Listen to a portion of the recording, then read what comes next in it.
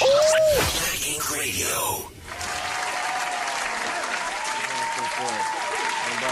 Had a good day, having a good day, bad day. Yeah, talk to me. Send me an emoji.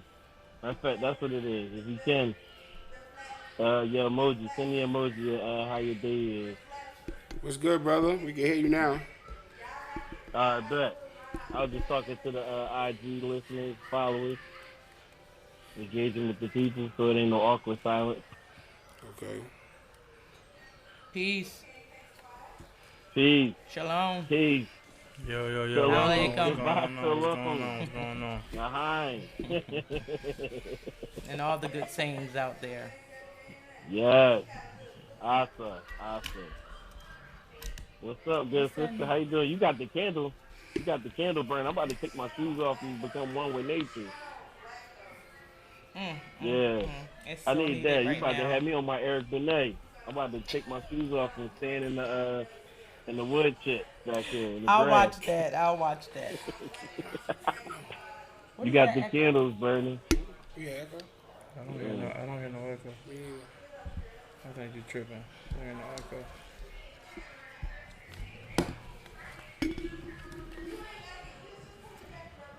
You don't hear that voice? There's no echo. Shout out to all the IG Back there? folks going. Oh, that's back there? You can hear that? Yeah, just getting set up. You gotta be kidding me. You always hear that, but we be talking, so you can't hear when we talking. You never heard that before? You was able to hear it. It's just we talk so much that you can't hear it. What's going on, family?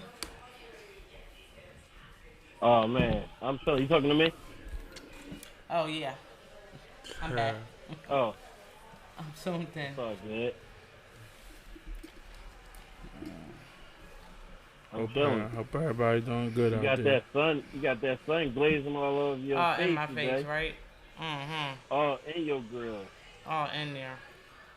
Or as the young boy say, all in your mitt. All in my mix. How's your day going? How was your weekend? Busy. Extremely busy. I'm super That sounds flushed, about super right. tired. Extremely busy. No break at all. Sound like mine. Sounds about right. No break at all. But it is what it is. We out here. I was told that that's You black got people air in our famous lungs. saying. It is what it is. Yeah. Because we're used to dealing with Right. the bull. Right. Definitely my favorite. Very passive. It's my favorite saying. It is what it is. Yeah. I watched the interview. What's up with you back there, cuz? What's going on, Brody? How you living? How you feeling? Oh man, you know me, just living the dream, baby. That's a blessing, man. That's a blessing. Doing that thing, man. Oh, it's definitely. Yeah, so just a little plug, man. Thursday, we gonna be back. But is it cool? We gonna be back. Is it cool? You talking to Is me? it safe to say? Yeah, Thursday. Thursday I what? was just gonna announce to the people. So Oh. we're gonna announce that we gonna be back with another episode of Gentleman Ish. Oh, don't announce that. Okay, so don't announce that. Don't announce that yet. Hey, you just announced it. Okay, so I'm not Cancel gonna the announce announcement. that. That's one. Cancel that. Cancel Yeah, I that. heard that. Roger that. Wow. Roger that. Anyway, let's get into it. I'm tired and sleepy, but I'm here. Word. Grateful. All right. Time to keep all of that in my remembrance in my brain. Right. Feed myself some sage advice. Meantime. Right. So, you got a question? You have something?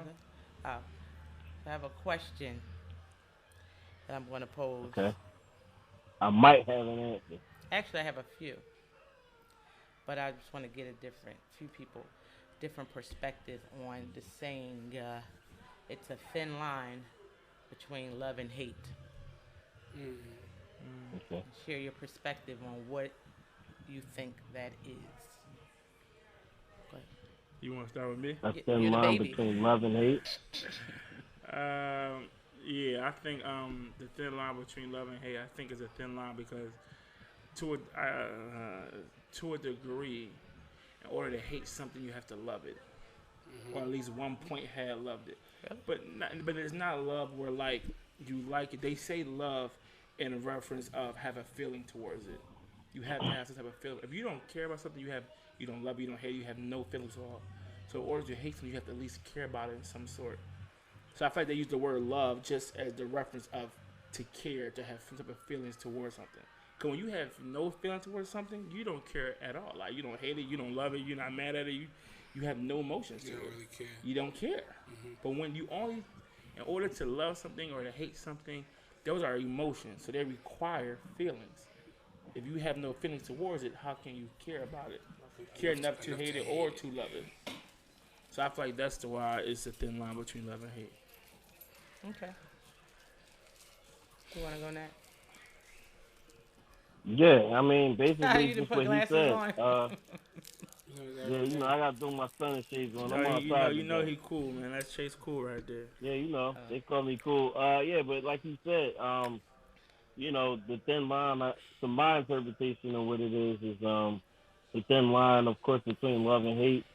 Love is I guess, the more positive side of that feeling, and hate would be the other side. So I guess they both exist from the same emotional standpoint. And it's just like, I guess with everything, it's always the opposite. You know, dark and light, love, hate. So it's just, I feel like it's the positive reaction and the negative reaction. That's my interpretation. I also want to say just real quick before Richmond goes, just real quick, I want to throw in that also I believe, I just thought about from what Chase said, Yeah, that was just as easy as you can love something, you can easily grow to hate it. So I feel like that's also why that thin line is there too, because like you could be with a person, y'all been married for 15 years, you was in love with her to the day you die. I don't know, you wake up, you hate this nigga, you hate her, like you can easily grow to hate the thing you love too. Yeah. So I mean, Right. for me, it's That's like true. it's more so what you said the first time when you said like you know, you have to love something in order to grow to hate it.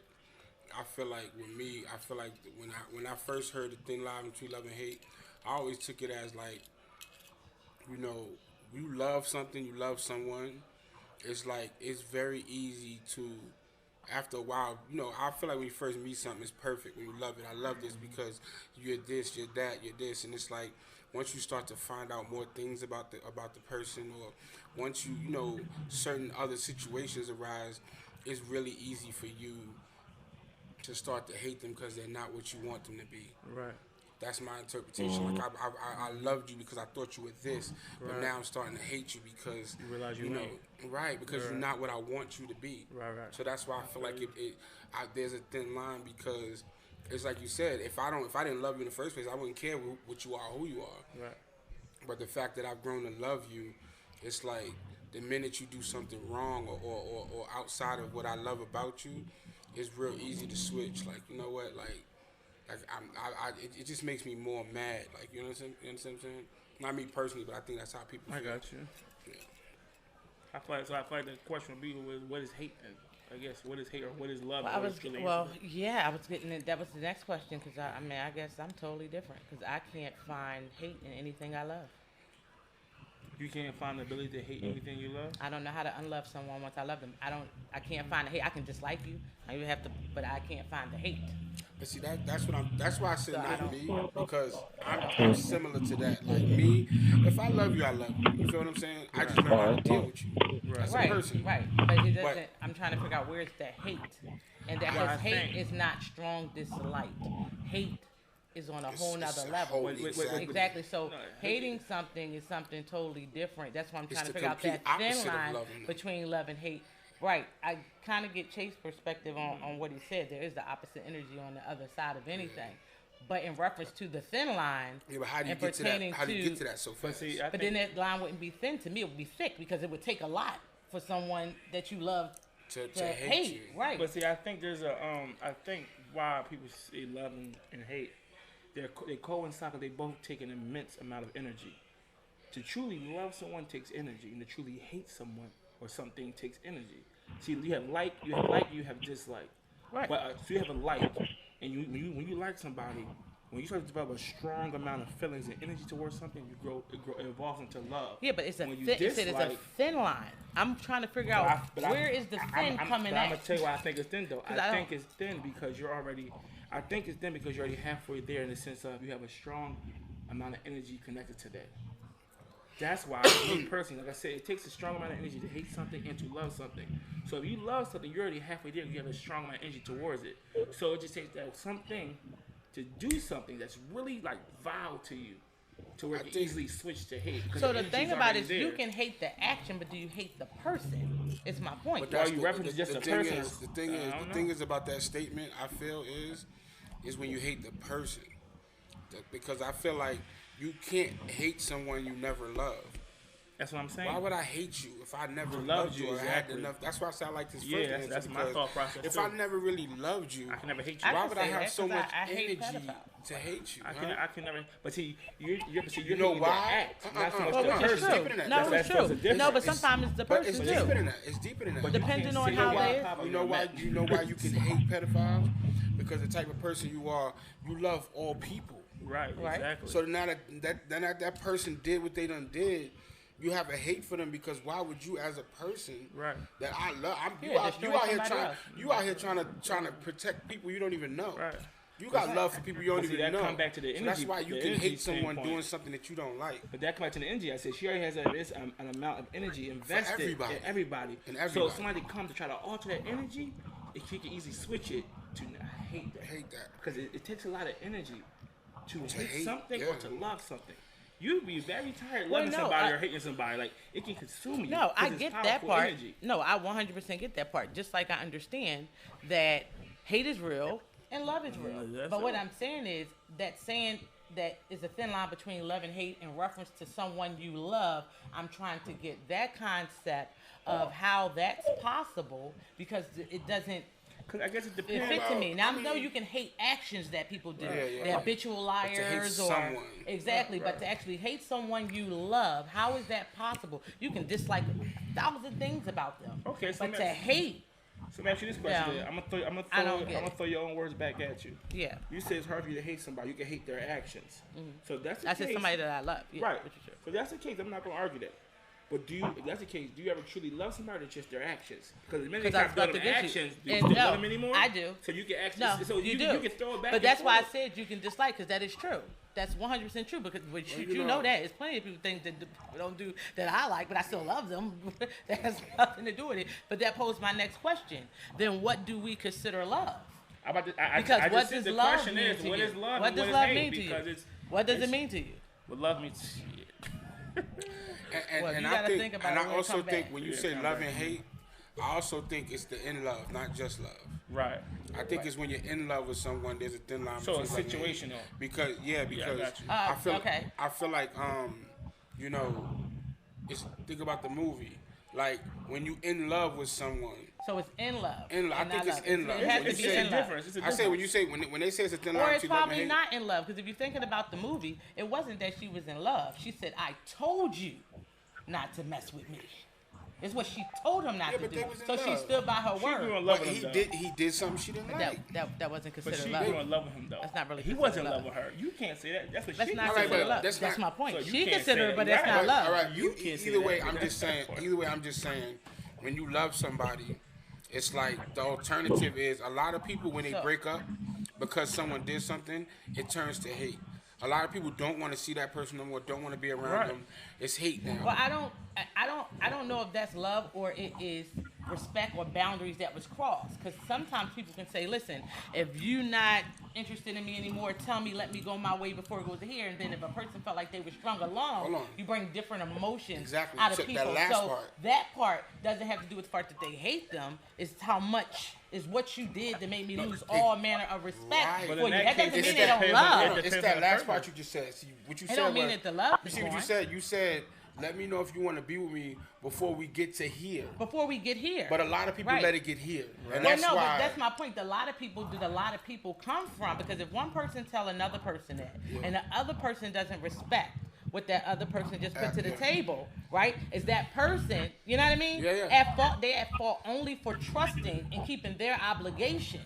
Mm-hmm. But the other party could have just been negligent and did whatever they did. Yeah. So I don't think it's intentional. Like they don't love them anymore. Because how can you just turn it off? But that goes into the next question, and that'll answer a lot. Did you give your definition of what love is? I'm gonna let Chase. I'm gonna let Cole Chase. Go ahead, Chase. I gotta think about Please it. share. What do you Hold consider on, I was love? looking at a count. And anybody else too. What do they consider love? What they say? Let the mystery of love. He looks too Yeah, comfortable. read The Mastery of Love. The mastery. Oh, I have that book. It's right after the 4 Agreements. Mwah. I actually have it. Shout out to N.N. Alexander. Thanks. What is love? Yes, Tom, I have that. I'm glad that you got it too. If anybody don't have that, reading The Mastery of Love is awesome. Same author as the 4 Agreements. Okay.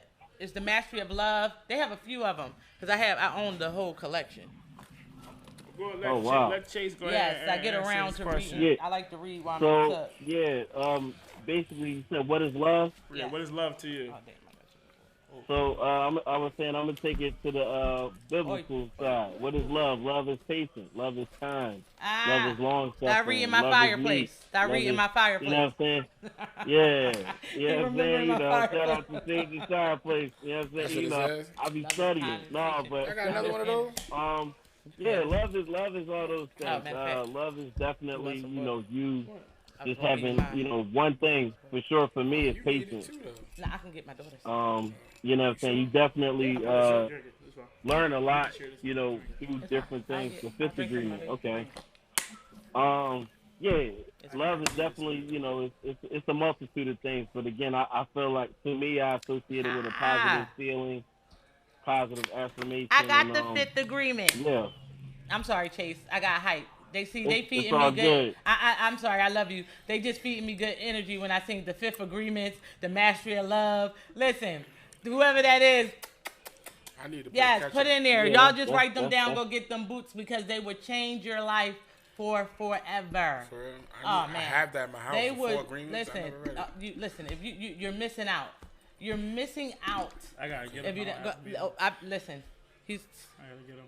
He's messing up.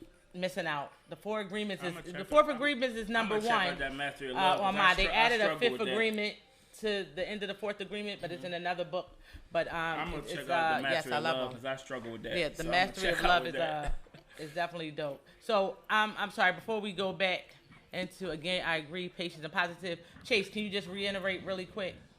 Yeah, so I That person's basically getting just broke figured down, you know, what love is to me. Love is patient, love is kind, love is long suffering, all that good stuff.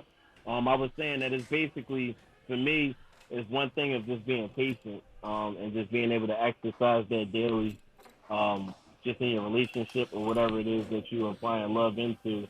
And then I was saying that I just also associate it with the positive feeling that you may feel, you know, within yourself. So, yeah, that's what love is to me. What is love to you? Blessings to Mossy Project. Yes, blessings.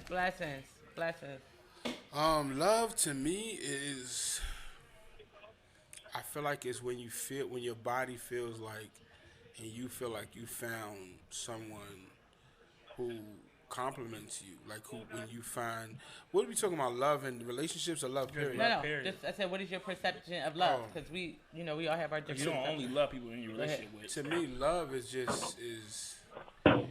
just things that speak to my soul. Okay. You know, if it talks to my soul, if I could look at something or do something or be around something or eat something or drink something or whatever. Is that love or desire? Because No. Because a lot of stuff can speak to your soul. Is it love or desire? Not that type of speaking. It's just like something that just, because desire is a little different. You know, I think love is more like, you know, I love to do music. You know, like I get a physical feeling from doing music. I get a physical feeling from being on stage.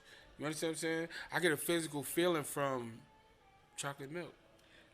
You get what I'm saying? It's not desire though. It's I love that. Chocolate milk ain't even good for you. That's not the point. But you love it though. That's what I'm trying to tell you. Like I'm saying, I could tell when can't. I could tell when really I can't. haven't had chocolate You milk go in and years. read the Mastery That's of what Love. I just said though. I know. I haven't had chocolate milk in years. Doesn't mean I don't know how to control myself. Right. I'm just saying love. Love is just when it's like I think it's the desire, because here's the thing that I'm saying, that the love is, you said you love it, so it's like you get a special feeling when you drink it and you like, ooh. No, not just like No, that. I'm just like, asking. So my point is, you can desire, like, I got a taste for this, but it doesn't mean you love it. Is what I'm saying. Like when you said it's a feeling that you get. What is the feeling when you drink chocolate milk? I think you really love it. It's probably the same feeling I get when I do music. It's like something that I'll be like, damn, I could fucking sit here and drink this shit forever. Right. You can drink chocolate milk for forever? Man, back to back. That's what I'm saying. I don't think it's a desire. The way he talk about it, it's not a desire. If it was desire, I at this point I would say fuck it, because I haven't drank it in years. Exactly. But I still like had that feeling for it. You get what I'm saying? Mm-hmm. But it's just like I said, music, just sometimes debating. Oh man. So did it hurt you to separate from chocolate milk? No, because of the way I did it. You no, why are you laughing? I'm serious. No, because I'm serious. I gotta fix my life. I got a problem with chocolate milk. No, because since he said a feeling, I want to know, did it hurt to separate from? It didn't hurt because I'm a strong individual, and I understood what was good for me and what's not good for me.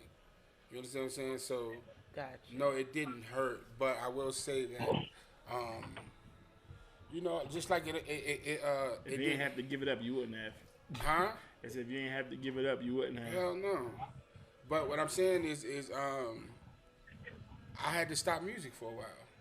That didn't necessarily hurt because it's responsibilities. I had to do what I had to do. You know what I'm saying? With milk, I feel like milk is bad for me. I'm not, and my daughter's allergic to it. So I don't want to have it in my house. So that's the reason why it didn't hurt. I love her more.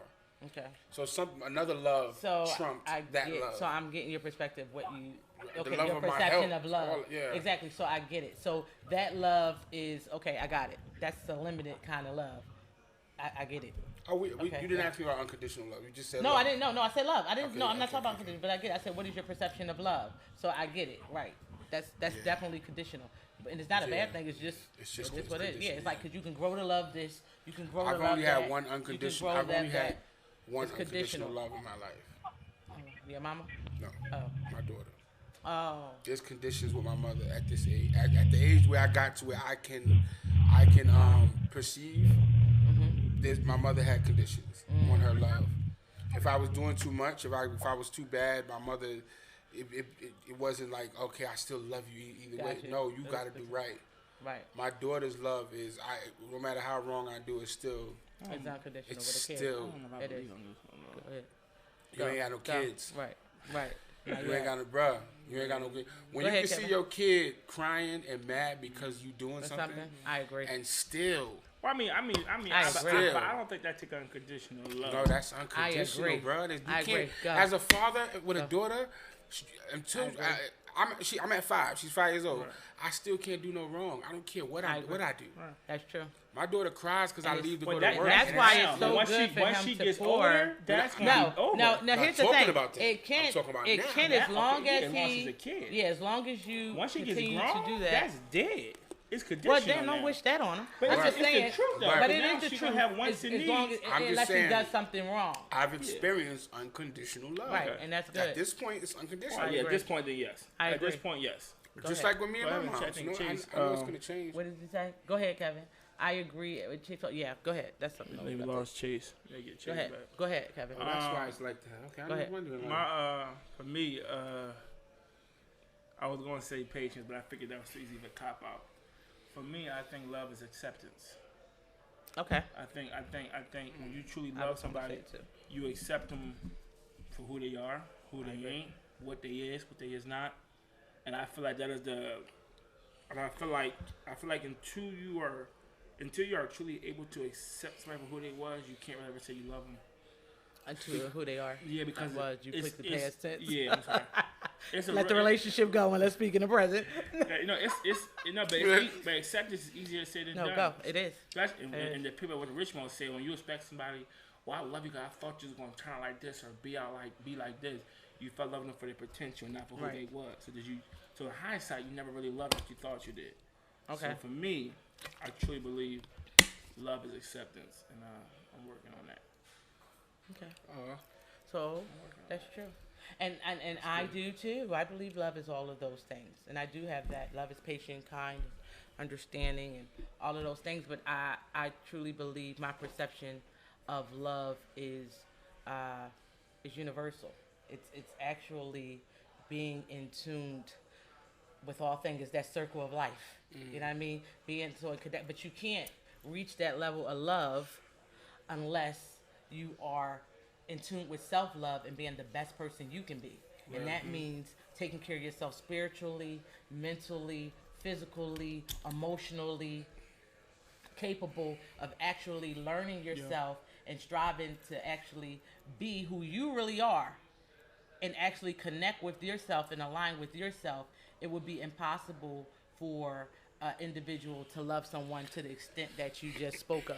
Because love... No, it starts with you. Yeah, it definitely starts with you. You don't love yourself. You and can't a love lot of nobody else. people Self-love, think that they He's actually... so cool. I know, right? He's Love so cool. How you themselves. just switched the But, location? That's just Chase, man. Man. That's Chase, Mr. Cool, man. I inspired to be that cool. That's one why day. Flo is at the last He's my end of big the bro. name. I'm That's learning why from Flo him. is I'm at the learning end from of him. at the end of his name. Yeah. But that's Gotta let my it flow.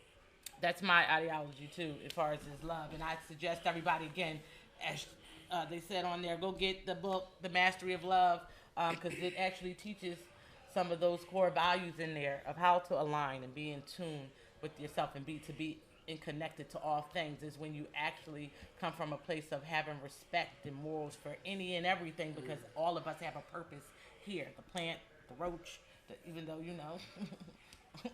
we, we have been right. Even the right. roaches got Because a I purpose. think that a lot of times our love is conditional, because our love, it's like I was looking at this conversation between two individuals, and I can't even remember her name, but Charity Croft was one of them, and the conversation was so beautiful. But she wrote this, she's writing this book, and I resonated with the title.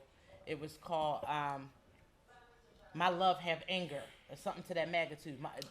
My Love Have Anger. And when I heard it, it instantly resonated because it was so powerful, because I 100% agree with that title. It resonated because I felt like how many people, that's what made me think of that thin line between love and hate, have been in a relationship and we love with all of these conditions and expectations and potential based off of the trauma we experienced, and we thought that was normal in a healthy relationship, that it was all the way toxic. Right? A total narcissistic way of being in a relationship. Right? Which bothers me. It bothers me how narcissistic our men and women is. Right? And and that's new. I'm finding this out newly over the past few years, that a lot of people that I speak to or come encounter with are narcissistic. Because I actually wanted to get a viewpoint on what is narcissistic tendencies. How can you tell when you run into a narcissistic individual? What is a narcissistic tendency? Oh, God, Chase, you must have like that. Lord. I've been categorized as that. And Man, I guess I just say one word. I can see that because you Scorpio. What's the word? that's not nice. Controlling. Hey. Controlling. Because Chase said his word for narcissism is controlling. Right. Narcissism is Mine controlling. is always But everybody has but controlling. a narcissist is supposed to be a Megalomania. person that's into themselves. No, it's different. No, it's different. It's different. The different, word yeah. narcissist. So you talking about? To be narcissistic, that's on a whole. That's on a whole nother level. So that's That's not a like narcissist obnoxious that likes ass to. Who out jerk there all know that what combined, narcissism like- is? Narcissistic. I mean narcissism. I know what it means. No, I know what it means. I mean, no, but exactly. it's different levels of narcissism. No, I know. I'm narcissistic. saying I know the Grandiose relationship sense of version of self. it. Grandiose is at the top. It says grandiose. That's Because what one of Ashley them is said. at the highest, and that's when they actually, I think they'll reach the highest because they'll actually commit the murder. Like they'll like, Victim is they'll- at the they'll- top for me. They'll like take you out. They always think they're a victim. They are always Victim victim. is the number one for me. I The can't take that definition is, I've looked it up, a disorder in which a person has an inflated sense of Self. self-importance. Yeah, but they lack God empathy. complex. a narcissist- real No, God No, it's complex. not complex because they lack empathy. They lack empathy. It's a God complex. They Narcissistic better than personality disorder found more commonly in men. The cause is unknown, but likely involves a Okay. combination of genetic and environmental factors. The symptoms include an excessive need for admiration, disregard for others' feelings, and inability to handle any criticism, and a self-entitlement. So pause right there. Pause. Wait, because this is what I want the feedback on. Right there. Say that again. Which part? The last 4 you just read. Um, Self-admiration, right?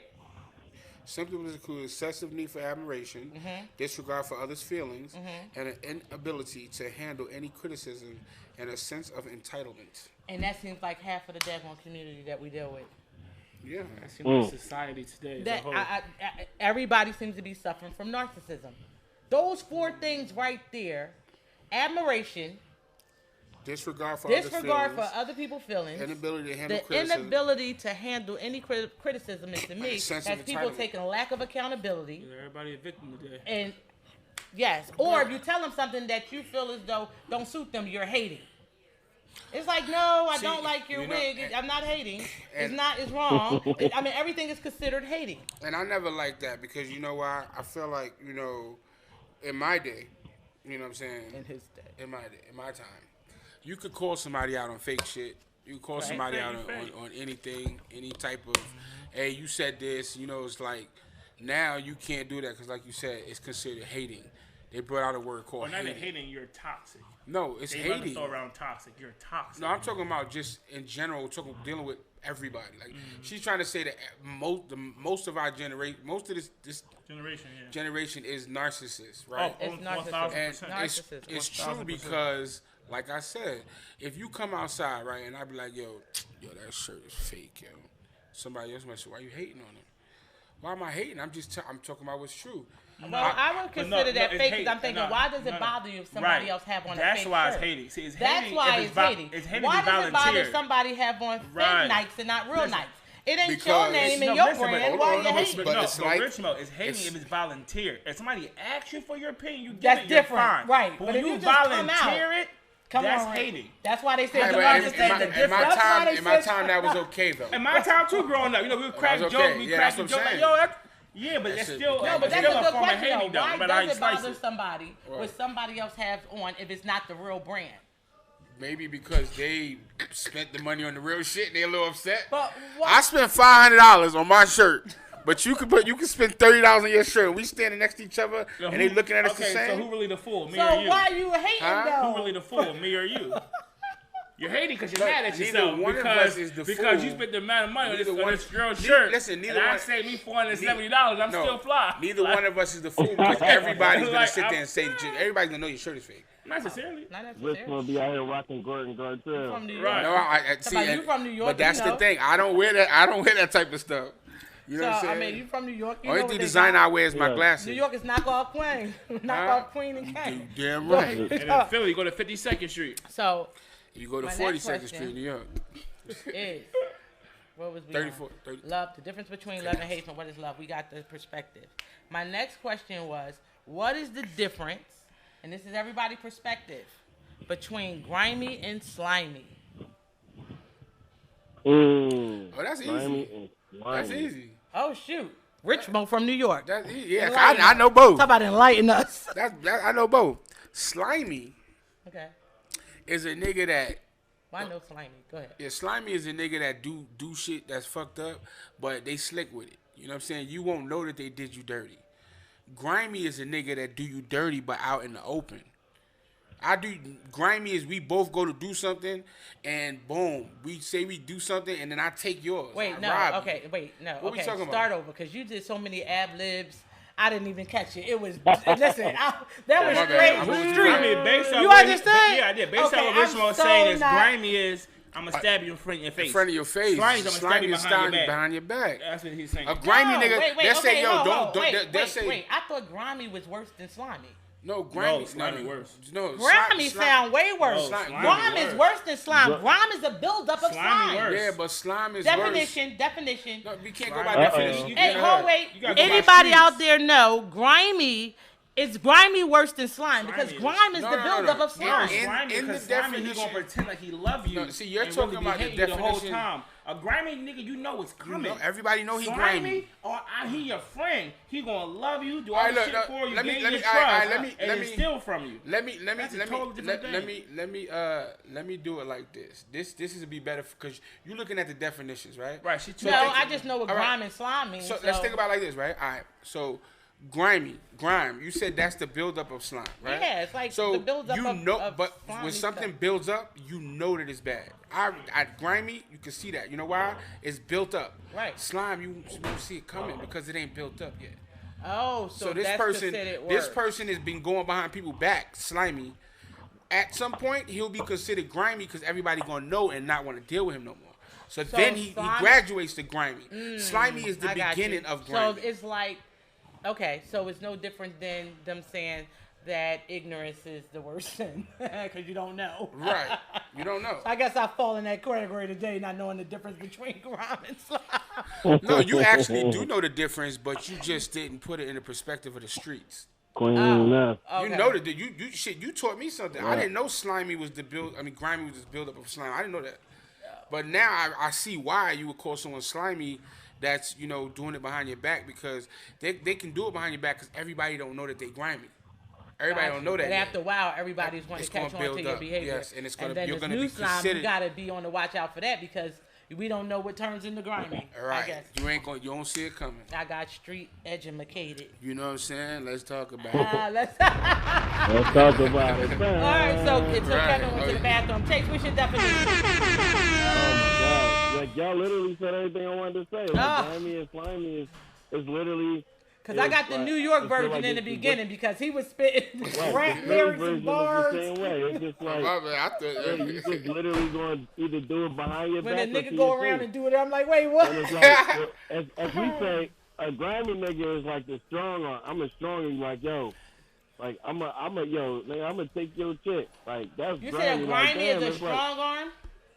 I was saying like grimy is like a grimy nigga is like like I'm strong on you, like I'm gonna take it, like what's the turn the niggas like Listen, I'm gonna take your girl from you. A slimy one is just like what's up bro? You know what I mean, bro? You what's up, bro? They trust you. I got the perfect example. They bring your trust over, and then after that they're gonna do you dirty. Perfect example of grimy and slimy. What's it? I forget his name. How I forget his name that fast? Friday. What's Tiny Lester's name on Friday? Debo. Debo's grimy. Debo grimy. Everybody knows. Right. Grimy. Pop from Juice. Slimy. Pop from Juice. Juice. Slimy. Pop from Juice. Oh, Tupac. Slimy. Oh, Bishop. Perfect example. He became grimy in the end. In the end, but he started off slimy. Started off slimy. Cause he was sneaky with it. Then when he got in the end, he became grimy. But my man Debo was coming from Jump Street. Give me a chain, nigga. This is my bike. I don't even know if that was grimy. This is my bike. Like, But if you want to keep it in juice, that was just a bully. If you want to keep it in juice, Smokey was kind of That's slimy. the grimy nigga though. Because see, Smokey was kind of slimy because he'll climb in the window with Debo, but then he'll say hi to the nigga whose house he climbed into. Oh, wow. Whereas Debo would be like, fuck you, whatever. Smokey was slimy too. Smokey was slimy. To a degree, he had slimy tendencies. Right. He'll climb in your window and then wave at you. So are they narcissistic? Who's on my freaking grass? So is that narcissistic tendencies? Huh? So is that narcissistic tendencies? I don't think so. No. Because if you just say you're speaking your It's face not. on stuff, It's because not. he's only self-consumed. It's not because that's narcissism self-consumption. to me. He only worry about what he want to take but and see, get from him. narcissism means you I don't feel think you're like Bishop wrong. was. They thought they was. Smokey knew he was wrong. Narcissism, you don't think you're wrong. Yeah, he didn't. In your mind, as a narcissist, you are Smokey always didn't right. care. Smokey knew he was wrong. He just didn't care. Yeah. So he wasn't So narcissistic. Debo, He was what's his name, surviving. Debo? Yeah, Debo. Debo was the narcissistic because he didn't care. No, He lacked empathy. I don't think that's either. He That just they were surviving. They were Bishop. bullies. I feel like Bishop was. Nobody was Bishop narcissist in that said- movie. And what movie? And Friday. Friday. Never was narcissist. No, like he said, Bishop might have been in Juice. He might have been. Tupac was His probably more. character Probably. was very narcissistic. Yeah, because he didn't think he did anything wrong. He was No. like, why would he grab the gun? You know who narcissist? That Why would is he true. grab the Listen, gun? that is You know true. who narcissist? You saw what he did? That's Have true. you ever seen Have you ever seen Law Abiding Blame him. Citizens? Oh man, One of my I did. favorite movies, Oh, Law Abiding Citizens. yeah. Jamie I did. Foxx. I His did. character I did. was narcissistic. I did. Was it? Yes, the lawyer. Yes, I gotta go back and he watch was killing that. everybody. He still wouldn't stop. Jamie Foxx, the character, the Oh, lawyer. because he was so focused He was so. on. He thought he was Jamie Well, Foxx, I don't the know lawyer, because was did he think narcissistic. he was wrong? He lacked the empathy. He had no empathy. Why was None. he killing people? Remember Jamie Gerald Butler Foxx character wasn't was killing because the dude killed his wife and they let him get off and What? all that. You remember that? For law I abiding respected citizens. him. Yeah, Talk about, I respected him for that. Oh, I did too. Okay. He playing 10 years, nigga. What? I respected That's his my whole favorite life. movie. That's not Jamie Narcissist. Foxx was a Everybody from jail. narcissist. Not Gerald Jamie Butler. Foxx. Jamie I gotta Foxx. go His back and character watch was. it. Watch I don't that remember joint. his character being Watch narcissistic it. because I was so impressed with what the other person did that You gotta watch that it. was the bomb. You gotta watch it. That didn't was see that? what was his name? I did, but I don't Not remember Russell it, Crowe. It's Damn, I Gerald forget Butler. what- Yeah. I know. Yeah. I love him. One of my favorite From actors. He played 300. 300. Oh my Spark, God. One of my yeah. favorite Yeah. movies. I kind of remember. I just don't Two of remember my them favorite being in movies the he movie starred together. in. Law Abiding Citizen. Bro, you got to tell you, watch one of my favorite movies. It's just Yeah, crazy. they shot that It's out here in crazy. Philly. And it's going to make you like, damn, who really wrong, who really right? It's going to make you pick a side. Because the one hand, boy, killing everybody, but is he really wrong? It shows a thin line between good and bad. Because is he really Why wrong? was That's he a good killing example. people now? Because I love that argument between the thin line. That I movie. always ask everybody, do good and bad really exist? Because it's a complex thing. It's a perspective thing. But in the movie, these burglars broke into his house, raped his wife and his daughter in front of him, and his killed face. both of them. Jamie Foxx now, as the prosecutor, and they went to jail, let the dudes get off on easy time. So dude spent 10 years planning on how to kill it and get everything back. He was a technician. He built the jail. They didn't even know he built the jail. He built the jail. So he digged the tunnel to the jail in 10 years. He did all this crazy planning. He was telling Jamie he Foxx, broke his if way you don't do into these the jail. certain things, I'm going to kill everybody. And he was not saying, oh, you can't do nothing, man, whatever. I need to go He back had and no watch that. empathy. I have to And go he back kept and watch killing that. folks. Jamie Foxx still didn't care. He kept doing things his way. I think I did see that. Like, The you girl- gotta watch Yeah, it. the he white did. girl He died in did the car, keep right? Yeah. The car blew up. Yeah. I remember that. You gotta watch that Yeah. joint. That joint crazy, I bro. remember that. It's crazy. He remember took that. everybody. That's one of my But favorite see, movies. we So- could go back to So- 300. He was a narcissist in 300. Who? Gerald Butler. No, No, he wasn't. He was a That man. wasn't no Yes, he name. was. He was a man. He was Nah. a man. He was a man who stood No, on his morals no. and values. That man was a man. He than wasn't be a slave. narcissistic. That Alright, wasn't but I would rather narcissistic. die than Come be a on, Rich slave. Mo. That's but- not nowhere narcissistic. See, You but- crazy, listen, Rich Mo. Yo, Who he think wasn't that was listening to narcissistic? I would nobody. have been in that army with that Chase. nigga fighting. You tripping. That I'd was rather die and be narcissistic? a slave. You tripping, Rich Mo. Nah, I argue not with that that. one. I don't who think think I don't that was think he- narcissistic? I don't That think was he nowhere thought about near his nar- people though. He Yes, did. he did. He looked back at his wife for confirmation. Before I'm ready to take my feet and I'm telling you. before he kicked I that saw nigga that. in the hole, He looked looked at back his wife, and his wife like, said, you "Go know ahead." if I do I this, know. you know what the repercussions is going going to to do. be. And Right. she nod, and he I remember that. bam. Now, listen, was a that's man. my favorite. Hey, my man Wavy said that man was a man. Damn that right, man he was a man. I'm with you, Listen, baby. he stood his ground And I would have 1,000%. stood by my All right, husband. so Listen, so I would've so stood we by in the my man. project. In the We in war. the project I would shooting have stood niggas. by it. Why? No, What's no, the difference? get the hell up out of here. killing That's ourselves, nigga. different. Shut That's up. different. No, I'm saying niggas. That was different because they was trying to colonize them, whitewash them. Yeah, You know, but they was all trying that to freak colonize stuff, them. they All was of the freak tripping stuff that that joint. they was doing. But that's the thin line between good and bad because you got to realize every time me and my friends went to any type of war in the project, it's because somebody was trying to take something from us. That's a thin But line. the We point is, defended but- ourselves. Same way. Yeah, but you We can't compare defending to 300 though. Why not? It's the Because same. it's How you different gonna compare dynamic. to 300? It's That a is a different different dynamic. dynamic. Bruh, Please when you explain. got people trying to come and That's a, you got niggas in the hood Take fighting your over a territory. block. They don't have a home. It's a different dynamic. I agree. all right, You that's got what niggas fighting over a block that the white folk come take from you. Listen, It's a different listen. Let No, me dynamic. tell you that's the not difference different. is. You fight let me over tell where you you the difference. live still, No, though. let me tell you the difference. The difference is they would have warred with anybody. Our kind don't war with we war anybody. ourselves. They only war with themselves. That's the problem. They're not going shooting up the police station and every time somebody do something to them or their family, the cops come take them. All they do is record. All these cops Ain't nobody killing little jumping in black boys. nothing. Ain't no- But ain't that's a no different gangster story. doing That's nothing. a different we live in a story. different time. Exactly. They But would I'm have warred just with saying, anybody. we was You hear forced. me? We was forced into what we. Yeah. Yeah, we can. No, We Wait, was you forced. said something, Jay? No, Wavy said our volume low. He can't hear me. Oh, is it louder now? Much as we yelling, I don't know. Right? Nah, it's the speaking up to that. That's why. Oh. We have the headphones on. I mean, it's probably best Can to you- take one off so that you can know to speak louder, so that you can know to speak, because this is I the got you. microphone for them to hear us. I got you. Ah. It's all the way over I got you. Yeah, just heard. So just know I can that, get my. Copy. because when we talk, But no, it I- is Copy. just- No, but no. Gerald Butler, he was a man. That bro wasn't no. Nah, he was. He was a Listen, man. 300 is one of my favorite movies. Mine's too, but listen. not taking that I would away. watch that joint over and over and over again. When he looked I at just his don't wife, understand why you said he was because narcissistic. Because I just felt like he probably should he have wasn't thought listening. more about I feel his like family. he just wasn't listening to nobody. He did didn't his think own about no thing. repercussions. He did. Like there was people saying, "Yo, we shouldn't do this," and there's people. So no, basically there were people who wanted But I guess who you can- cower you can- and wanted to give in to the old boy. He said, "I'm not doing that." He said, if you want to go be a slave, you could go be a slave. I'm not. He gave him the choice to go be a slave. That's true. I agree. I'm not, though. It's death or give me freedom or give me death.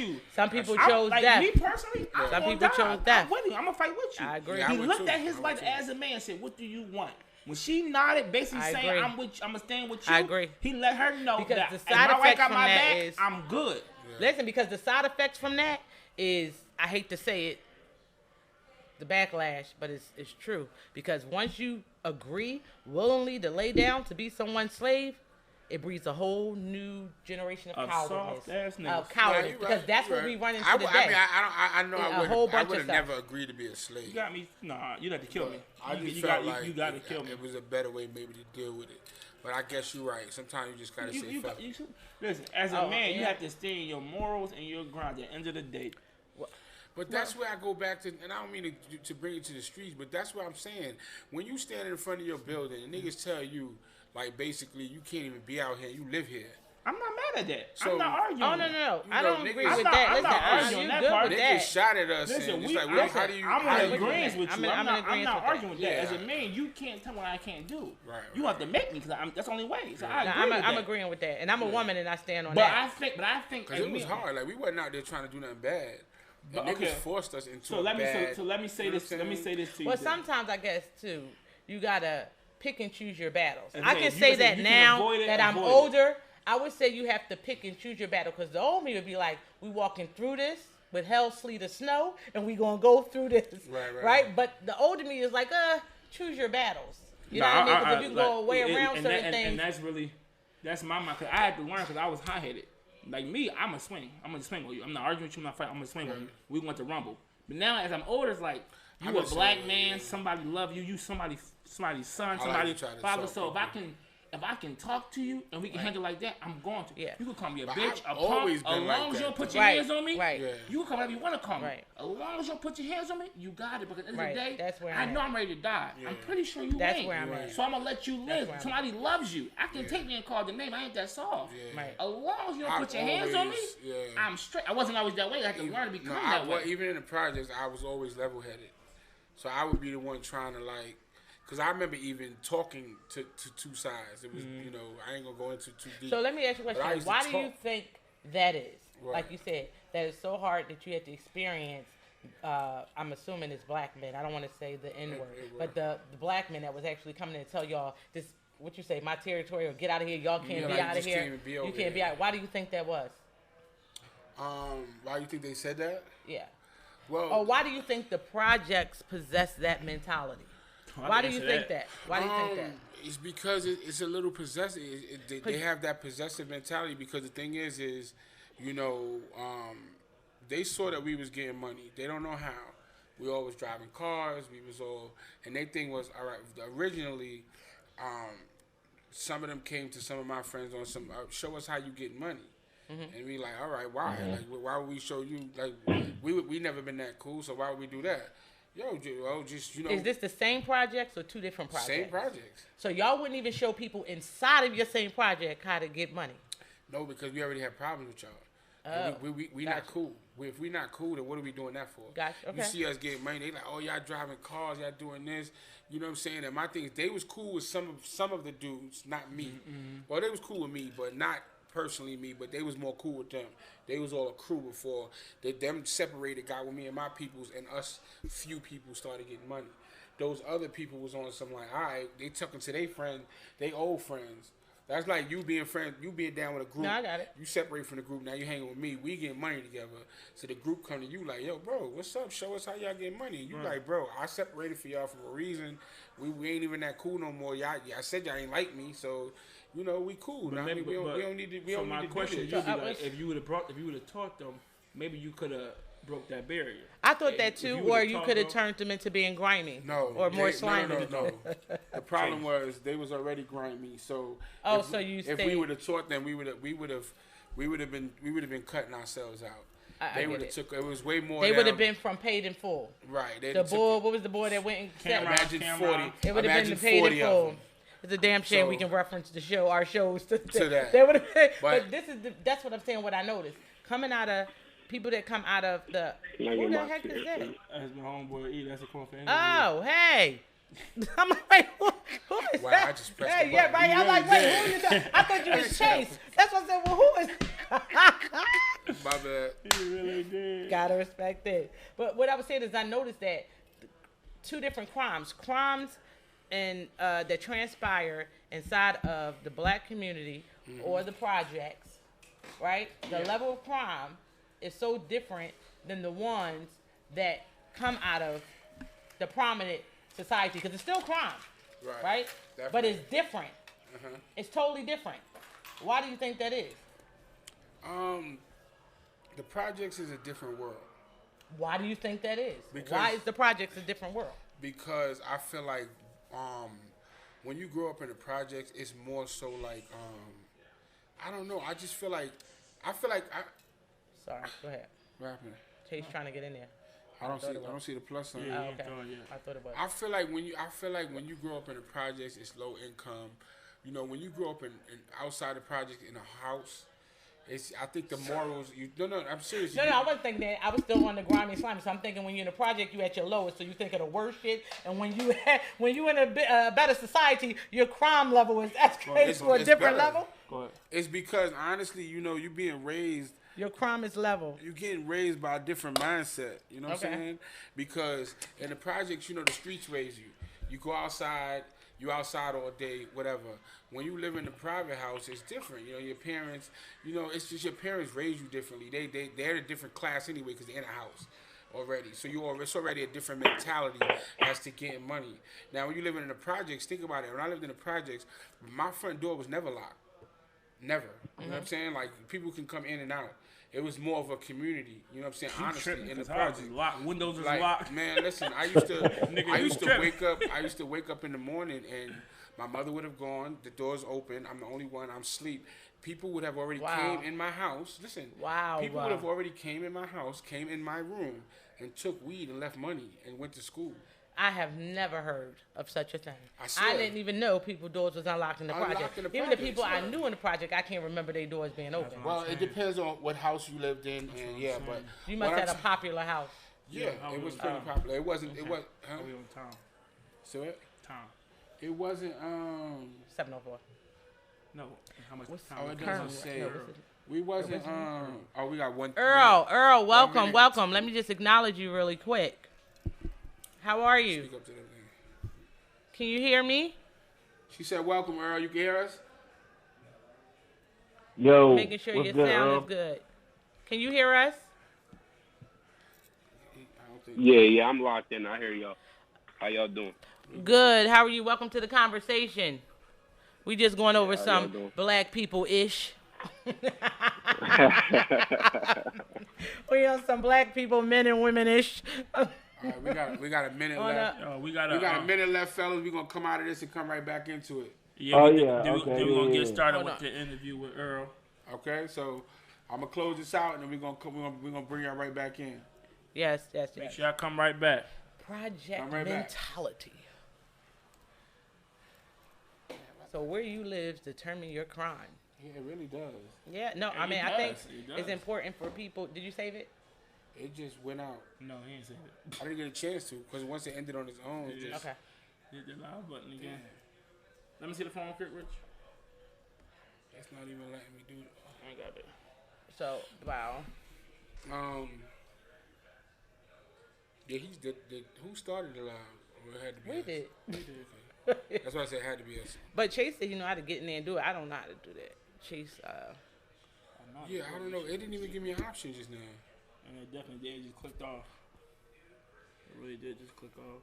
Yeah, I feel like where you live does determine your crime, and just being in that enclosed environment and the cops, it's like because of the way it's set up, you can do way more crimes in the projects without getting caught than in a private house. And then you have your neighbors in a private house are more inclined to call the police and tell on you versus in the projects where they're not going to say much because you living in a building versus being in so the projects was a horrible idea for them to build.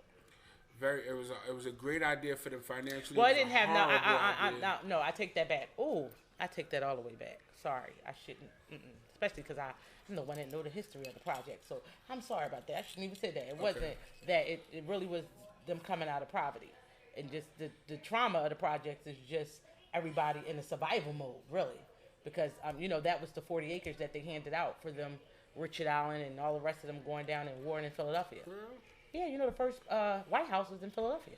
Yeah, The first White House in Philadelphia, When they the tore it slaves down. got free, Richard they Allen burnt it down. projects, Martin That's Luther how you King moved to Washington, D.C. projects, and all of them, they wore because they wouldn't give them housing after freedom. Considered part of So America. they ran It's up in the District White of House. Columbia. That's what D.C. stands Yeah, for.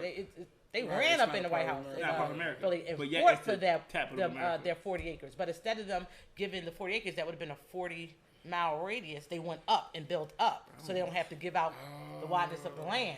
Yeah. They did that experiment. Yeah, That the they first was one coming was in up. Philly. Look at it. We conditioned. It was smart. It was a horrible idea. No, it was smart and they be having. Smart. Yeah, because they evil went. Well, geniuses. so was slavery. Didn't slaves the one? But does it make it right? Slavery was smart No. too. I did say it was right. Slavery was not smart. That was On narcissistic. their behalf. It was narcissistic. Let's call it what it was. It was? Because it was slavery wasn't narcissistic. You had no How? empathy. They enslaved No us. empathy, but that's not. I don't think that's narcissistic. I think that's just You don't think that was downright fucking genius. It was just dumb of us. No, are you kidding me? That's why they say you're narcissistic. Why? You're missing it. It flew over. No, I feel like, listen, if you're gonna allow me What to is do going on? this, It's not working. Instagram is messing up. I don't know what's up with Come out of it. Instagram or the phone?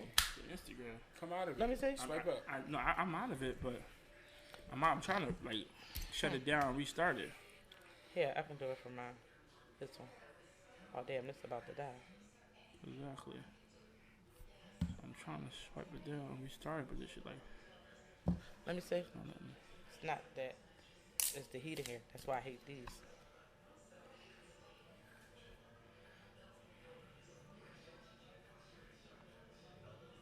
I gotta shut down the app and restart the app. Let me see. Gotta figure out how to do it real quick. This is annoying. Yeah, so, I mean, but how is that narcissistic if they just, I just can't believe how you see that it can't.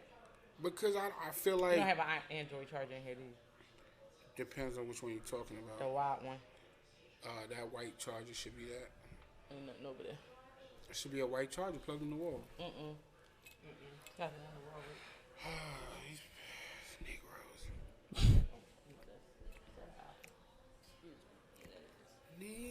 Negroes. Always Didn't do stealing it. shit. Hold on, I'm trying to. I'll give it that. Do it from your phone. Hold on. Negroes. Negroes. Let me just do it from your phone if you have juice. Negroes.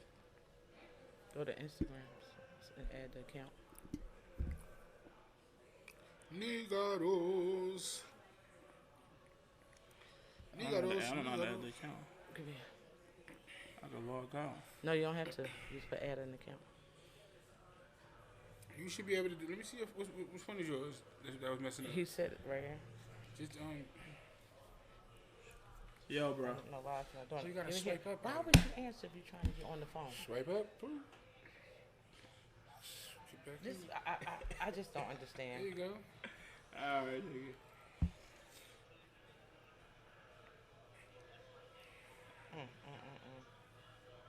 How do you go? Alright. Why you so antsy? What do you do? Right there. I just can't believe you answered the phone. Alright, got you. You logging back on right This now? is all. Yeah, we gonna load back up. Alright.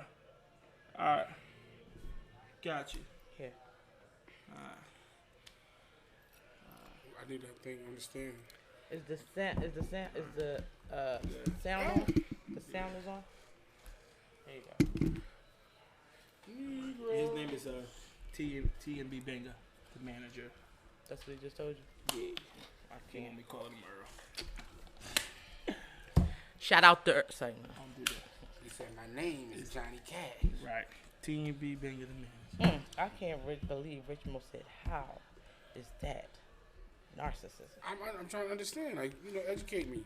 Because I Send think a request to Chase and then they have to whatchamacallit. What? No, you can send it out. The request out to him. Oh, to join the live. Yeah. Okay, I got it. I'm gonna wait on that. Right, explaining it to me. Yeah. Mm. I don't know. I feel them now. So y'all really gonna go on this Thursday? That was the plan. You just Oh, shut was that it? down. No, because I can't. The inconsistencies can't keep happening. I was waiting to have a meeting first. Yeah, on live, though. You shouldn't start it on there. That's You should that's just- a you should very just- very. you should just If you unsure, don't ever do nothing unsure. It's out of, you know. You know I can't do that. I'm too real to myself. I'm not the phony one. Can't do that. Who's that? That's Chase. Looking like he looking like he. What's the other guy name? TMB Bang. He right there. See right there? I see him. Right there. Click on it. I see him. What's up, Click on his Kev? name. Yep, I'm back. Where Hit view. It just says Ray. Yeah, hit view. Hit wave. He about to request it there. Black people spending $19 million on grit. you said what? Black people is spending $19 million on grit a year. Oh, I Love believe it. Yeah, but Dr. Umar ain't got enough to build a school. You know what? I can't. I can't, and I won't participate in that today. I have enough on my back. Yeah. I will not do that. Rich Mom? Huh? Let me see it real quick. I will Yeah. not There do you go, that. right there. Yeah. There you go. Yeah.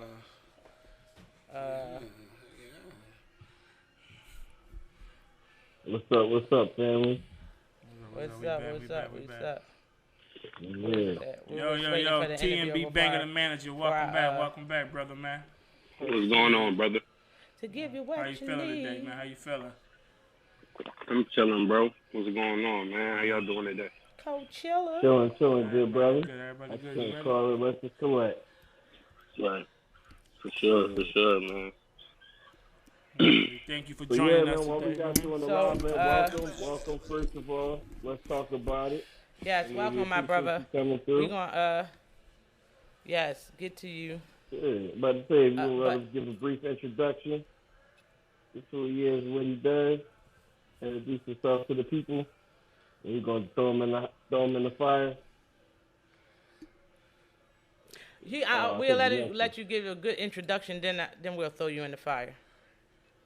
We'll let you choose your fire. I'm joking. You gonna let him choose? Lord, I'm joking. You feeling nice today. I think we just lost him. I think Did we lose him? Yeah. Yeah, he got scared. So Wait, hit it back, Rich. I think I never requested he it. from Philly. He better not be scared. Nah, he ain't scared, man. He's scared. Nah, What's he up? ain't What's up, scared, y'all? man. I'm just curious now because Rich Mo said something before we got off the last call can't even talk about that now. we're going to elaborate on, but can't even talk about we're that going to let our interviewer introduce himself first and foremost, and then I got to throw him in the fire. But that's okay. I'll provide the water to put it out. Okay. Need water signs up over here. Water signs. All right, go ahead and introduce yourself, TMB Banger the manager. All right, man. TMB Banger the manager. Black Privilege Entertainment. That's the label. You know what I'm saying? Black Privilege Entertainment. And, you know, like, that's the label right now. But go ahead. You guys the questions. My bad. You said the label? The label? Yeah, that's the label. Yeah, it's a label, but not only is it a label, it's an entertainment company also. So we dealing with it. We dealing in all lanes. Explain those lanes to me, young brother. What services you provide? We offer, like, you know, of course, music. Of course, we actually looking for trying to get placements for like acting and stuff for our artists and stuff like that. Movies, all that. Shout out 93 Chamber Films. Nice. That's rocking them. Yeah, that's brothers. You know what I'm saying? Yeah, we at all lanes. Like I said, all lanes, all aspects in it. We an entertainment company, not only a label. And yeah. So what do you look to do? And I say that because of your title, Black Privilege. Please explain. Okay, yeah, I just think that, you know, us being black, like, as y'all know, like, we get a bad rep off of a lot of stuff that's just, you know, everybody do it, every color do it. We get a bad rep, so, like, I feel like you always hear people say white privilege, yeah, they got white privilege. They got white privilege. But you know, I feel like it's a privilege to be black. So you know what I mean, that's why we got black Most privilege definitely. entertainment, because you know what I'm saying. All right, my skin color, that's a privilege. You understand what I'm saying? So everybody that's running with us, not saying you gotta be black to be in black privilege entertainment. I'm just empowering my people. You understand what I'm saying? Like that's all it is. Word. Most definitely. Nice. So how I wanted them to explain the privileges. wait, we gotta ask him how. Oh, you wanted me to? I want some privileges. I enjoy being melanated. Give me the privileges. Well. Right now. Uplift your people. Yeah, the main privilege right now that we got is just we independent. We own everything that we doing right now, Nice. and that's the biggest privilege of all right now. Like we own everything right now. Like you know what I'm saying, and we not looking to just sign nothing. Yeah, we not looking to sign nothing away, nothing at all. We not looking to sign nothing away. You know. Most definitely. So you ain't selling out. No, we not selling out, man. We not selling out. If it's not a partnership, we not interested. Nice. Yeah. Nice. So how did BP get started initially? Okay, well, it's crazy because Black Privilege Entertainment, I want to say that just got started probably it officially got started earlier this year, right? But see, the funny story behind that is, like Kev will tell you, he's sitting next to you. I was the rapper at first. Like, I was the guy that that people thought was going to do something with the rap, and I was supposed to do everything. And Kev was supposed to be my manager. But listen. High school dreams. Hey, man, what's that for, Rich? I could be a manager, bro. Don't try me like that. I ain't say you couldn't, but what happened, man? Yeah, I was about to tell you. He was an artist too. He used to sing. Right, yeah. We're gonna drop something for y'all before we get off the line. Get it. He thought he could sing. That's what that was. Hey, I told you He don't was come part in. of Pretty Ricky. He was I part told of you Pretty don't come in and join embarrassing me, dog. I already warned you He on was that. definitely a part of Pretty Ricky. Bro, I told you don't come in and join embarrassing me, man. Nah, but like I was saying, man, I was supposed to be the rapper, and I want to just say life caught up with me. Like everybody that want to know why I stopped doing it and everything like that, it was just really so like life caught up with me. But I always still love music, and I always still wanted to be a part of music. So I'm like, damn, you know what? Shit, like I could do a label.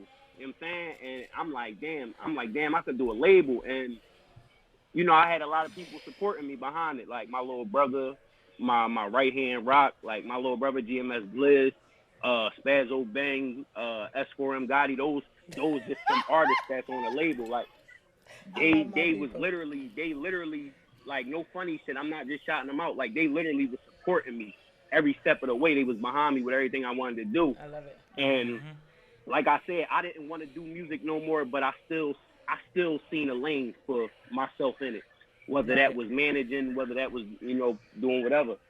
Like I executive produce every album that comes out under us. Like I executive produce every album. Like literally, I got my hand in. I'm putting the track list together. I'm doing everyday operation. So what type of music is it? Or what are some of the things you discussing inside of those? We don't put ourselves in one category as far as music goes. You know what I'm saying? We got hip hop, we got R&B, we got soul, we got everything. You understand? Like I said, it's Black Privilege Entertainment. So we talented in so many aspects. You know what I'm saying? And we try to use all of them. Now right now I'm not going to sit here and lie to you. The roster is not that strong in numbers, but the quality of music is everything. Overpowers. The quality of music overpowers the numbers that we got right now. Nice. Yeah, because a lot of music is lacking quality. Facts. Yeah. Facts. They got a whole roster. But that's what I meant by what type of music is you producing. Is it based off of real life situations, or is it speaking of going with what's hot, like, or what? No. To be honest, most of my artists, they under 21, so they giving you their life. Like at the end of the day, I like can imagine what that is. Yeah, at the end of the day, I'm 28. Like I'll be 29 next year. Like all my artists is under 21, and they giving you their life, like what they living right now. So I don't want to necessarily say, yeah, it's real it's real hardcore rap. No, it's not It's real real life hardcore rap. rap. No, It's just real life. it's real life. It's real life. It's It's real just life real life. rap. It's just real life. It's a message in every song. It's definitely a message in every song. Every song that we got, it leaves a message. Whether that message was don't trust the nigga sitting next to you, or that message was, I mean, treat the people next to you right. It was a message in the song. Most definitely. Right. Wow. So with that being said, let me get your perspective on what do you consider worse, grimy or slimy?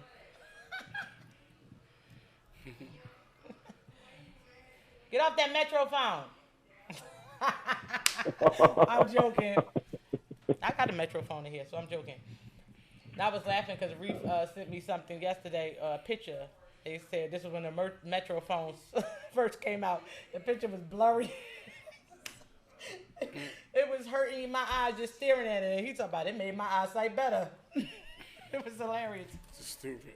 Eddie Freeze, you want to restart him? You lost him? Yeah. You lost him? Yeah, he back, I think. Yeah. Let me get. Better get his connection straight. I think it was the smoke that blew in the camera. It's great. Y'all said I had the Metro. That's dirty. That's crazy. All I know is, man, listen, all I know is he called me. I have a Metro. He called me saying make sure our connection right. And he the only one going out right now. Bro, Twice. Bro. Crazy, bro. Listen to what's going on, bro. My phone just keep on just going like timing out, bro. Like the screen just time out because I'm not touching it.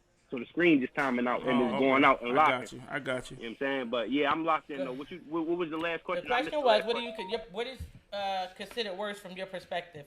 Grimy or slimy? Damn, you put me in a rough situation, right? Cause we got all that around. Grimy and slimy. Listen, which worse? You rather have a slimy nigga around or a grimy one, as they say? I didn't use that. See, I kind of think they similar. Like it's too many similarities as slimy and grimy. Explain. I want to know. No, you asked me what would I rather have around me. Like I'm not. 'Cause you said you got both. Like me personally, if it was me, I guess I'd rather have a grimy nigga because you don't want no slime. Hey yo, bro, I said the same thing, bro. We on the same page. Listen, cause he could be grimy. He could be grimy just on some. He grimy like he about his business. Right. But if you slimy, it's just. It's too much in there. Like you slimy. So you slimy. I think so. Yeah. He didn't even say. What died? I think the microphone. Go ahead, I can hear you. No, I'm just saying you'll slime me out at the end of the day. Like, slime me out. You know what I'm saying? Especially if they grimy about their business. I don't want Rich Mo grimy about this sound. I'm gonna keep it real. I don't want no slime balls around. A slime, like my little brother just said in the comments, a slime will smoke. And that's real. A slime with what? Smoke you. Shoot you. So is that what's running around in the city of Philadelphia right now since everybody's shooting? Bunch of They slime balls? So a grimy dude won't shoot you? Yeah, They but just you look can the see, tick. you can see it coming though. With a slime ball, that. a slime ball can pretend to be your friend, your family, your brother. Hold on, he talking. Slime balls, but I love my city. I never talk down on them. You know what I'm saying? Oh, of course, listen. They made me who I am. You know what I'm saying? Of course, Definitely, listen. most I definitely, think most everybody, I 100% agree. I 100% agree. But we do have to do something for the city. For sure. So since you down there in the midst of the city, what do you feel as though the city need, or not even the city, because they doing what they supposed to do in the city. They gentrifying it like a mug. What do you think the youth need in the city? Or why do you think that it's so much murder? Because last week was considered the largest week of the most murders out of the last year. That was crazy. I think the murder shit, like, see, the murder shit will never slow down. Like it's been said before, it's too much blood out here already. Like, that shit will never slow down. Like, I just think, like, in order to try to save the youth, like the 13, like the 12, the 13, 11, you know what I'm saying? save them because I'm gonna keep it real. The 14, 15, 16, they going already. Like, What? I hate to say that, but they going already out here. I'm speaking about out here. They going already. Like, far as they want to be in the streets. So no matter how much you telling them the streets is not good for them, they want to do what they want to do. You get to them when they 10. You get to them when they 10, 11, 12. Maybe you got a better chance. Maybe you get a better opportunity. I think the biggest thing that you can do out here right now in the city though is just you got to give these kids more activities, more shit. But So you wait, back up. So what you're saying is when you say more activity and more shit, you say more resources. more resources. But when I say resources, I ain't talking about no bullshit fundraiser down the block from where they man just got killed at. I'm talking about No, that's not a resource. That's a fundraiser. yeah, I'm talking about let's take them out of the city. Let's take them because to be real, the biggest problem is most people in Philly haven't seen anything. They haven't been outside. I agree. They haven't been outside of Philly. Yeah. They haven't been outside of Philly. So at the end of the day, you gotta take them out early. Take them out early. Show them damn. Young boy, you 12. Look. Go out Miami. Let's take you out Miami. Look what's out Miami, bro. It's more to life than Philly. Like right now, everybody think Philly is just everything right now. And that's really the biggest problem right now. That's really the biggest problem. I connect with you on that. Facts. Well, Most so definitely. the biggest problem wouldn't be they really didn't leave Philly. The biggest problem is the lacking guidance that's around them that didn't take them out of Philly. No, I'm not gonna blame the guy. That you can't sit there and blame the guidance around. No. It's not blame. It's the. They're a product of the environment. They're a product of the environment first. Say it again. I said you're a product of your environment first. No, listen to what First- I'm saying. Wait, it's coming back in. I heard it. No, what I was saying is the biggest problem when for them to actually be just to leave the community, it would be the lack of guidance in the community. Because here's the thing, you can have people invite, like if we wanted to do anything for the city in which we're gearing up to, we can't remove children out of the city without parents' permission, right? Right. So my point is, 1, 2, where's the parents in the mix or the guidance in the mix to assist with helping them? Because you can't intrude on somebody else's children. You asking for problems. You know what I mean? So my point is thinking of how we can really help. I get leaving the community, of course. I agree with that. But how is that possible if the parents don't show up, if they're not relevant? Is what I'm saying. Okay, let me ask you this, right? You said that they can't just step in and do nothing without parent consent. But DHS stepped in and take your child out your life without parent consent, right or wrong? That's the government, yeah.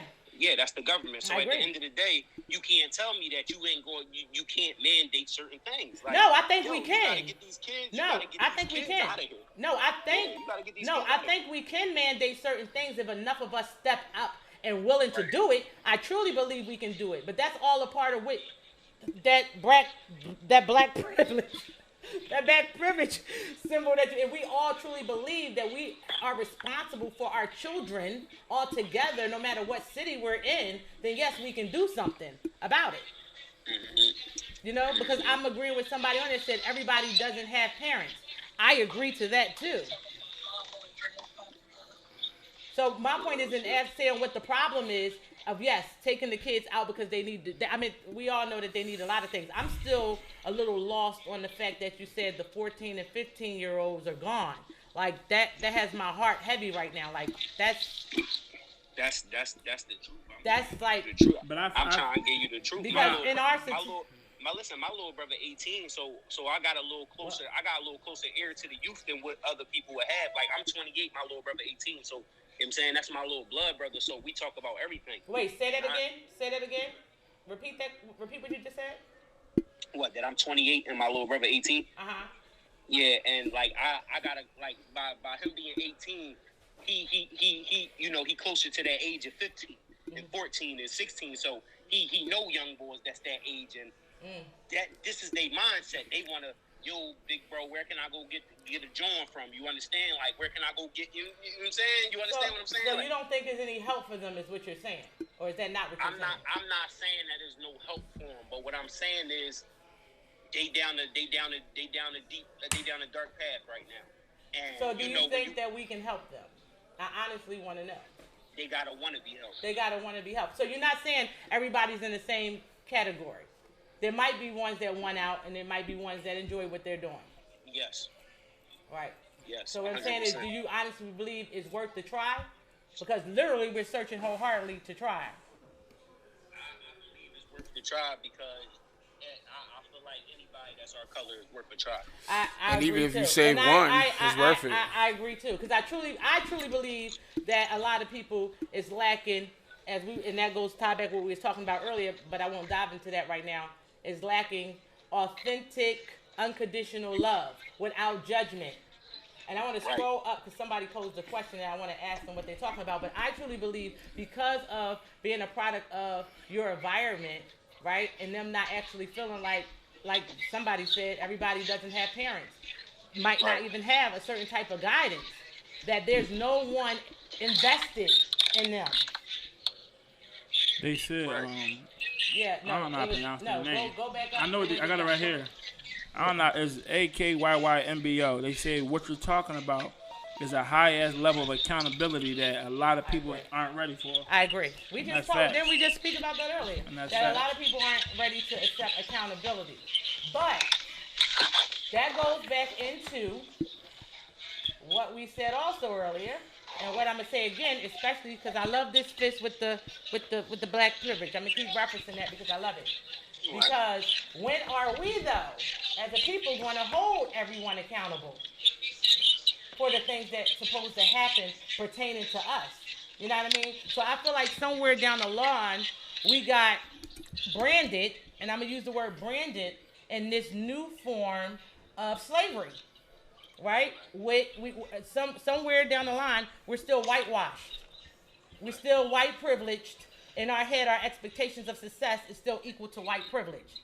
So back then, when we were coming out of traditions and coming out of slavery, at least the standards when we came in, when the nation was introduced in the hood, the nation did the trolling. The police couldn't even come in. We'll handle ours, we'll deal with ours, and y'all got to keep going. But when they messed that up with them drugs in that community, cracked threw everything out of the window. It broke the strongest Negro down. So my point is, what is your perspective on how can we get back to that? How can we do that? See the thing about that is, and like you said, this go back to what you said now. Mm-hmm. It got to be enough parents that care, or not only parents, guardians. It got to be enough guardians. Can it be people who care? Because then you don't want the kids to say, "You're not my parent," or "You're not this." Yeah, making me tear up. Can it be enough people that care? Well, do you think, because if it's your hood, I don't know, I don't even know if you're from a hood. I guess we just say hood because we black. If it's your hood, or the people that you, or the people that you know, let me ask, like you spoke in reference to your little brother, his circle of friends, right? So let's say a circle of friends, and he has friends like that, right? So if you have a certain level of people who come in that care, that will show investment in how to invest in these children, do you think that they would be receptive to it? Because we're not their parents, but we actually do care. Right, but then that comes back down to they gotta want the help. They gotta want it. They gotta want it. If they don't want it, it's not going to work. It's not going to work. At the end of the day, you can't make nobody want nothing that they don't want. I agree. No, that's it. So I can't make you want nothing you don't want for yourself. I agree. I want to pose a question. Go ahead. I want to pose a question real quick, Banger. Cause there's a difference, and I see the difference, but I don't know where the difference lie completely, what may have caused the difference, but I see a difference. So I'm asking you, what do you think the difference is now with this generation of youth versus 10 and 12 years ago when we was young boys in school and running around doing stupid stuff? What do you think the difference is? Because people could have said back in our time that we was wilding, that we was lost cause, that we was, But listen, the difference is... we did a lot of dumb stuff. The difference is, bro, we was still a little close to the fighting generation where ain't nobody have a problem fighting. Yeah, we was fighting. We was knuckling, most definitely. We was knuckling. Like, you already know, like... Grabbing a gun wasn't an option. We gonna rumble. You know what I'm saying? You understand what I'm saying? Right. Back when we was growing up, and it's crazy, I'm saying back when we was growing up, like we... I know, we not that old. We only 28, man. When we was growing up, bro, you probably had one man that had a gun. Like, you had one homie that had a gun, and you called... When it was some smoke, you was calling him. Right. Now, You can call anybody in the game. Everybody got it. Like, you understand? Like, we in a different time. So you think so you think they more scary nowadays? They more scary? I think it's the loss of emotion. They're not disciplined with emotion. The emotion Right, is the right. emotions They is don't deep. they don't feel. It's sensitive. They don't feel. And the reason why they don't feel though, I have to, and this it's removing all judgment because I don't want to be judgmental because I understand the conditions we come out of, but at the same time, I truly feel because of all of the hardship that our parents was placed in, it put us in survival mode to try to not have our children, and I'm trying to say this without being emotional, not have our children be weak, if that makes sense.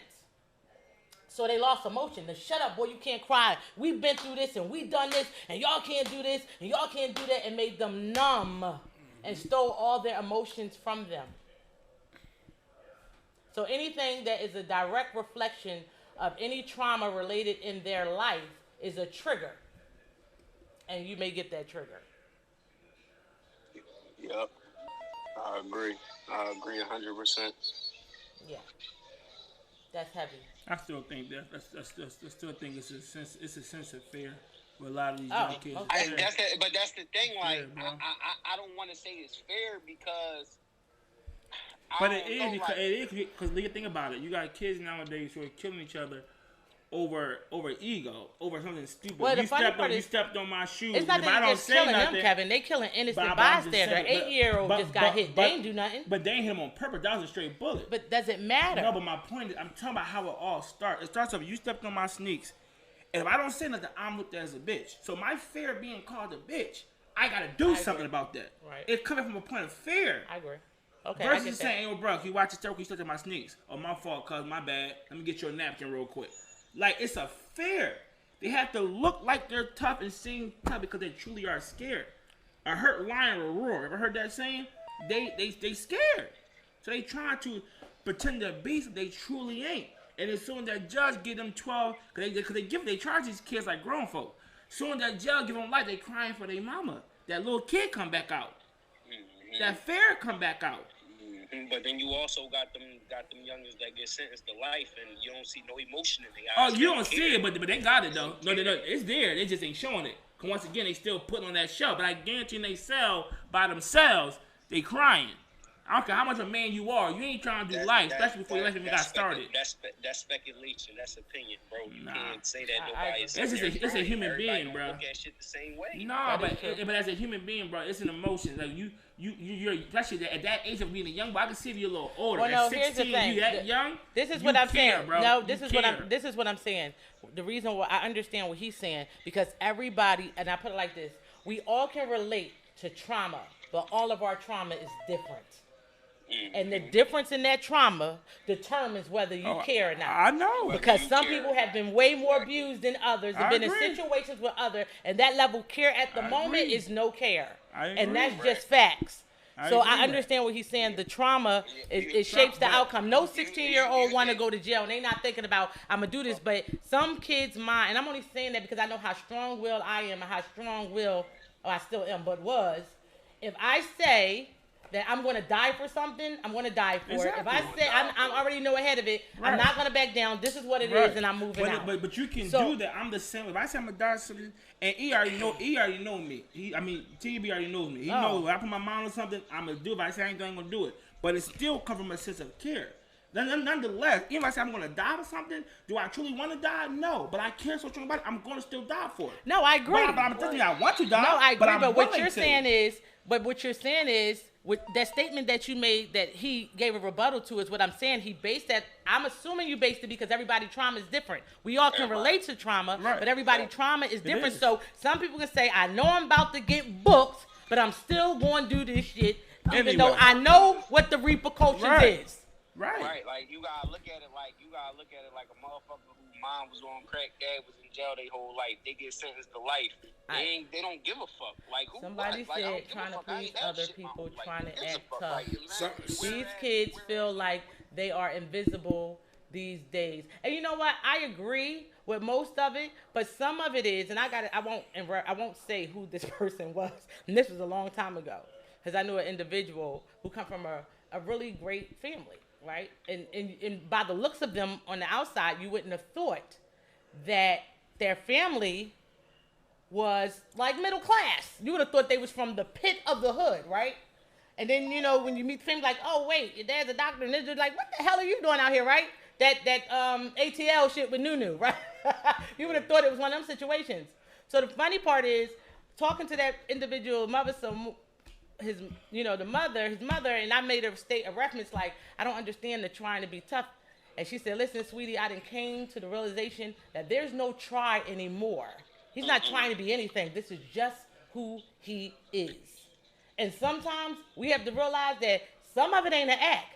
That is what it is.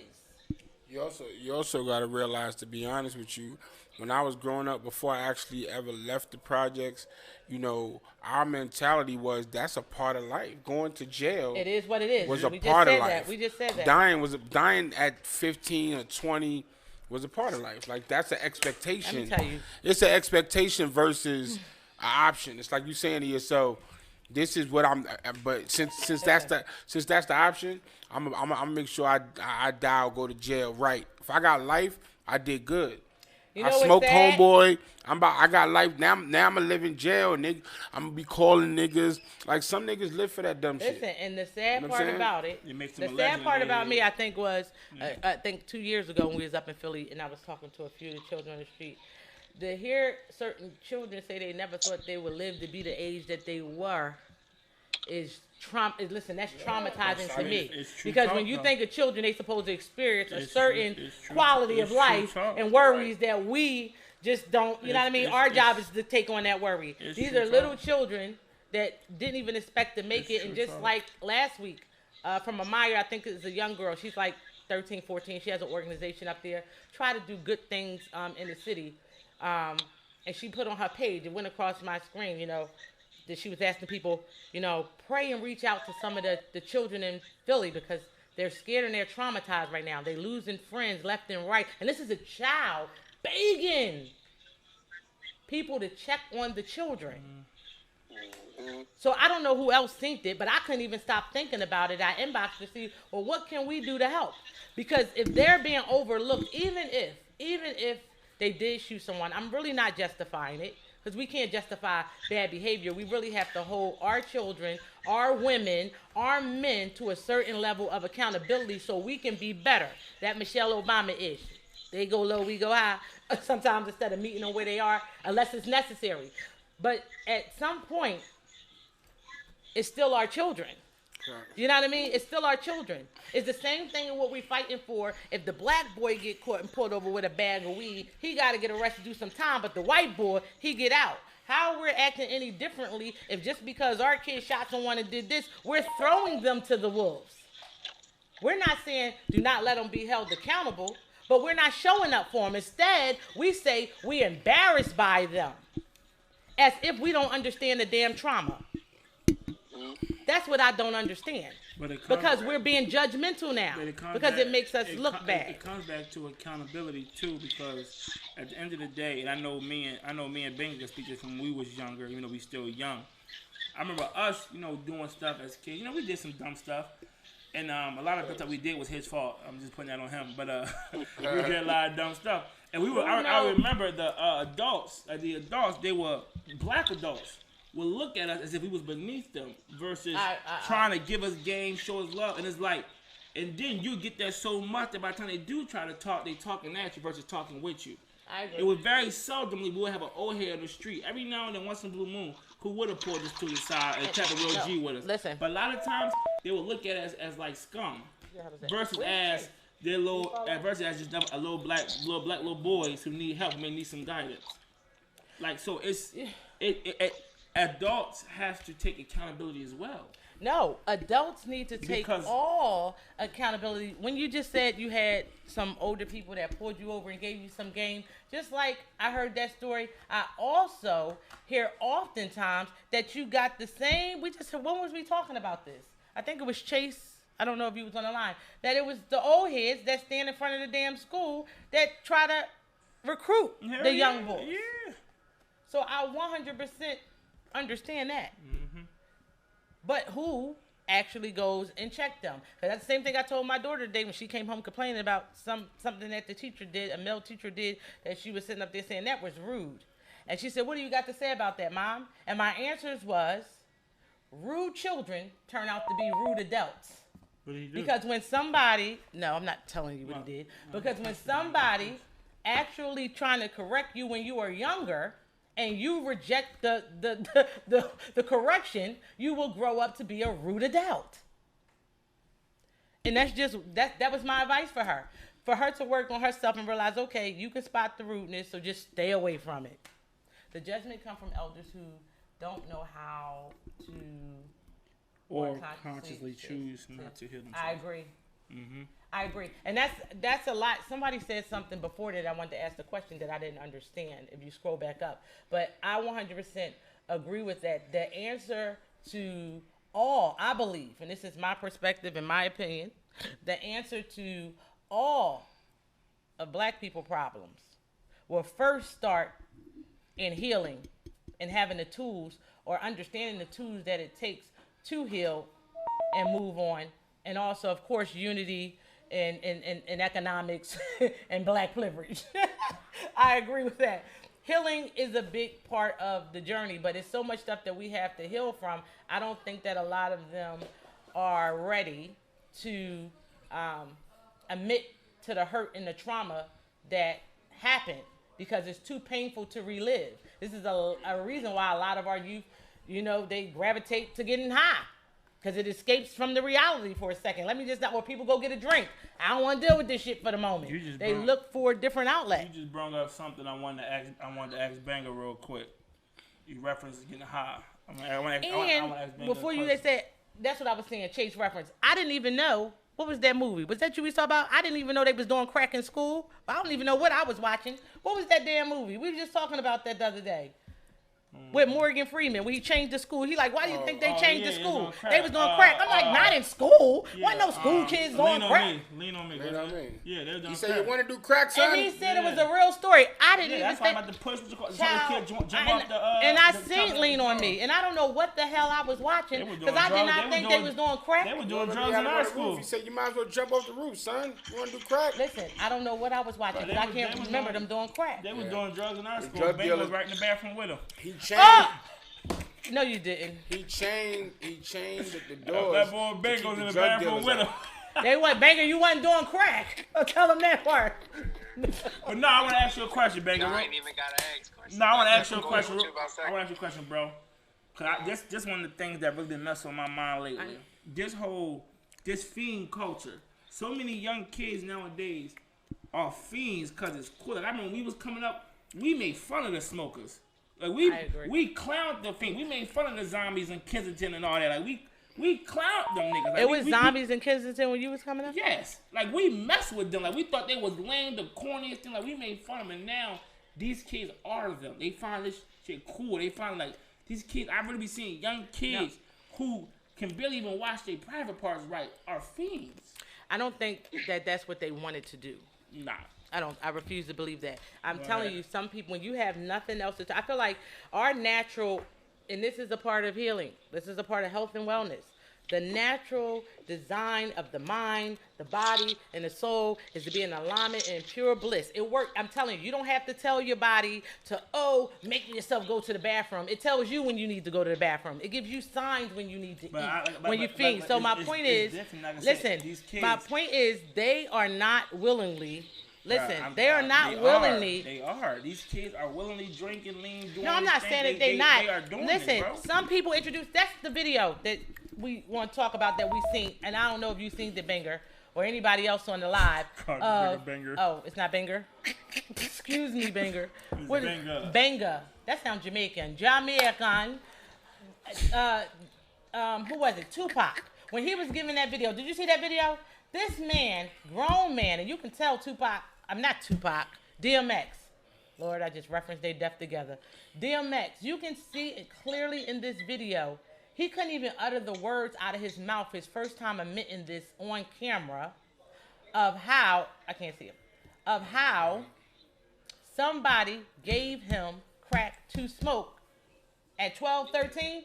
Like you couldn't, the tears, the pride, everything in who he is, he couldn't understand in his mind, why would you do this to somebody, to someone, and this is somebody that I looked up to. I couldn't stop crying watching it because, I mean, it was hard for him to get that out. Mm-hmm. He didn't, I mean, the choice was, to try it, but when children are impressionable. Right.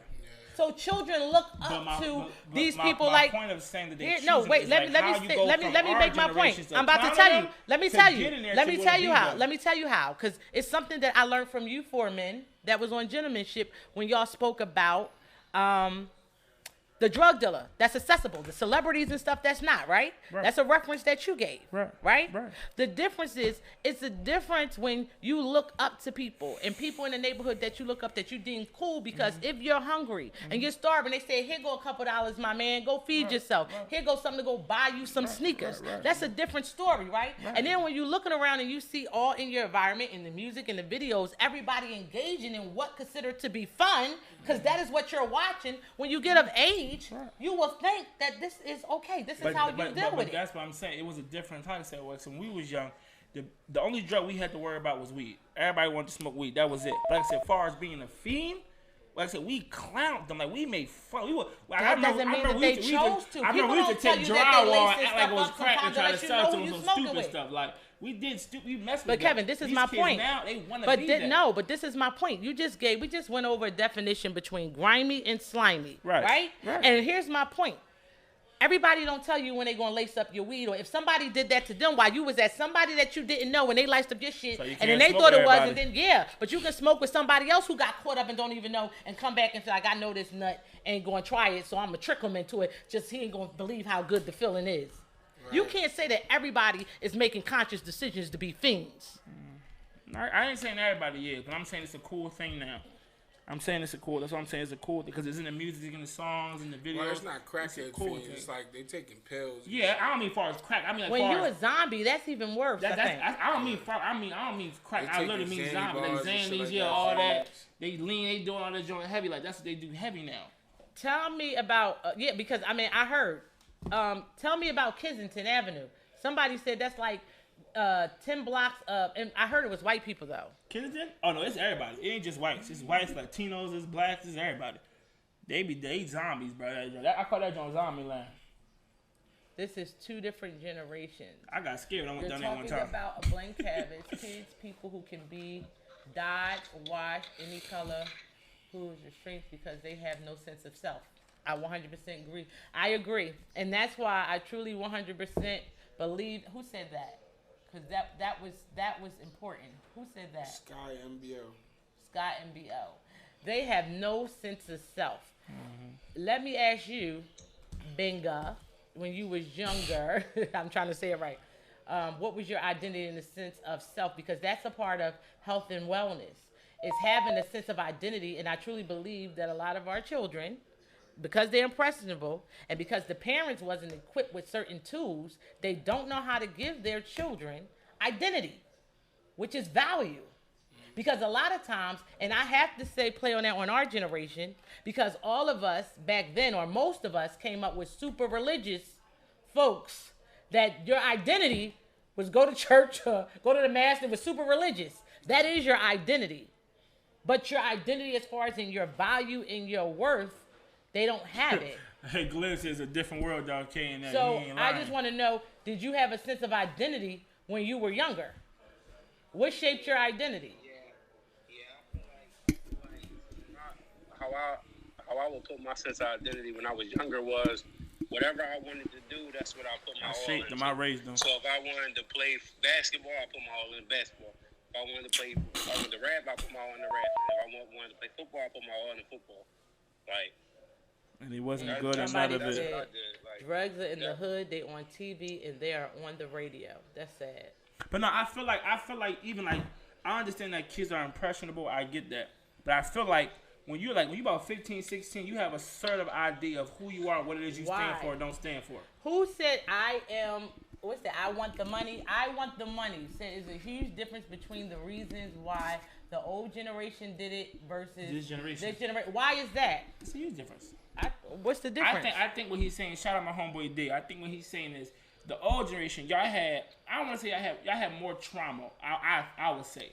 I would say to a degree coming. Y'all were more closer to slavery. You had the crack era coming in. You had Jim Crow laws. You had a lot more things than versus today. I don't think our trauma today. I think y'all are more enslaved because y'all. Let me tell you something. The difference is we knew that they were enslaved. Y'all don't know to the degree that you enslaved. It's two different generation got things. tricked, bro. We got tricked. They was doing coke, and coke was a drug. Coke was a drug that they could, be on and off of. I wouldn't say that. And then they slip crack in there, which is a mental. That fucks with your brain. Yeah, that's why we had crack babies. I would say that we're more traumatized than y'all is. I feel like the disease that they gave to us in reference to crack cocaine, they did what they did to our community. And the mothers, well, they fathers too, but of course the woman gives the birth of the kids. They actually birthed the disease because I'm telling you, it's the what shape. And this is the reason why she said these kids idolize drug addicts.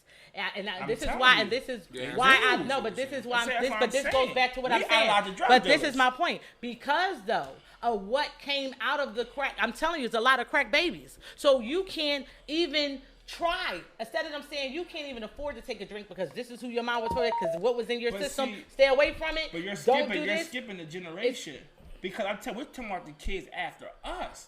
We've anything are closer to the crack babies than they are. There was still a group of people on drugs. We idolized the drug dealers. They had money. They had the women. They had the cars. We wanted to be the drug dealers. We made fun of the fiends. How you go from that to now you idolize the fiend who has just told you because you're grouping them all together. It's not all together. You still have some that are the drug dealers. What part are you missing? They can't get the drugs if there's no drug dealers. True. Shit. There's some that was successful at being drug dealers.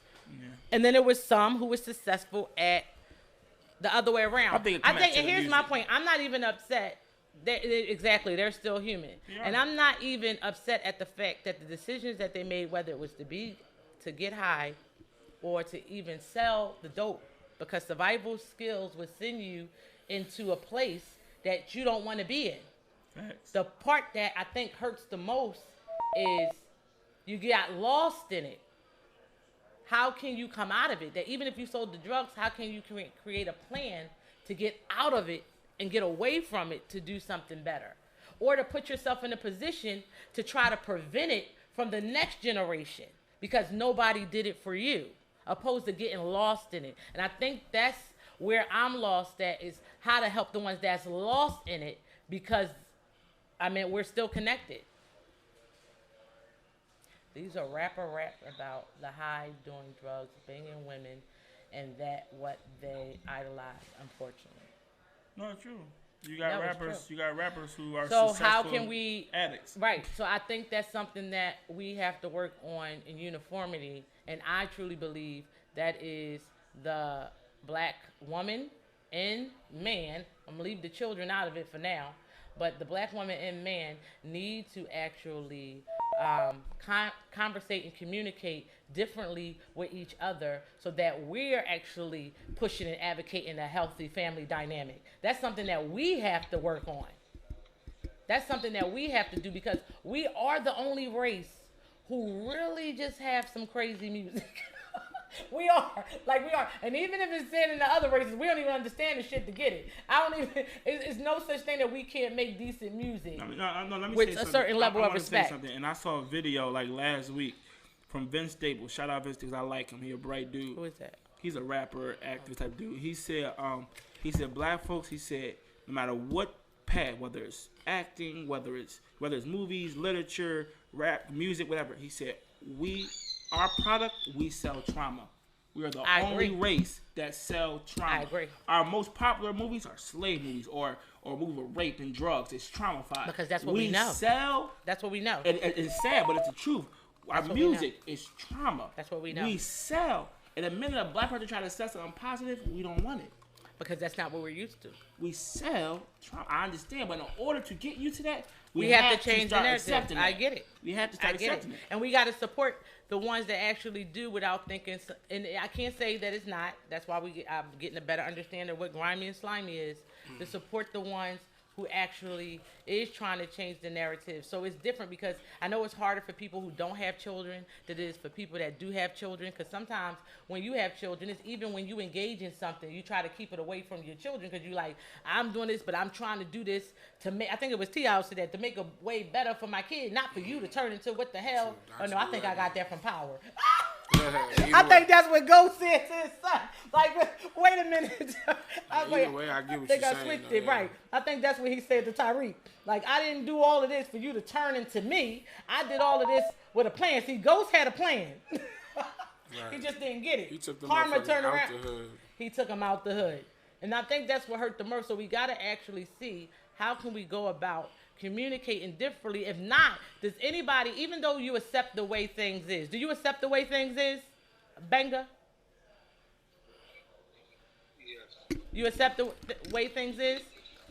No, I don't accept the way things is, but you know, I know that it's sad to say, like I keep on like saying over and over, like you can't change nobody that don't want to change themselves. So I don't accept the way things is. I don't accept the way things is, and that's why I started Black Privilege Entertainment with my boy Kev. Like, right. You know what I'm saying, because I just felt like you had to do something. You know what I'm saying, we gotta give more outlets. You know what I'm saying, and I feel like our label / entertainment company, whatever you want to call it, we giving outlets. Like that's the biggest thing. Like is the outlets, because I didn't have a bunch of outlets. My only outlets was sports and rap, and that's not really a lot of choices.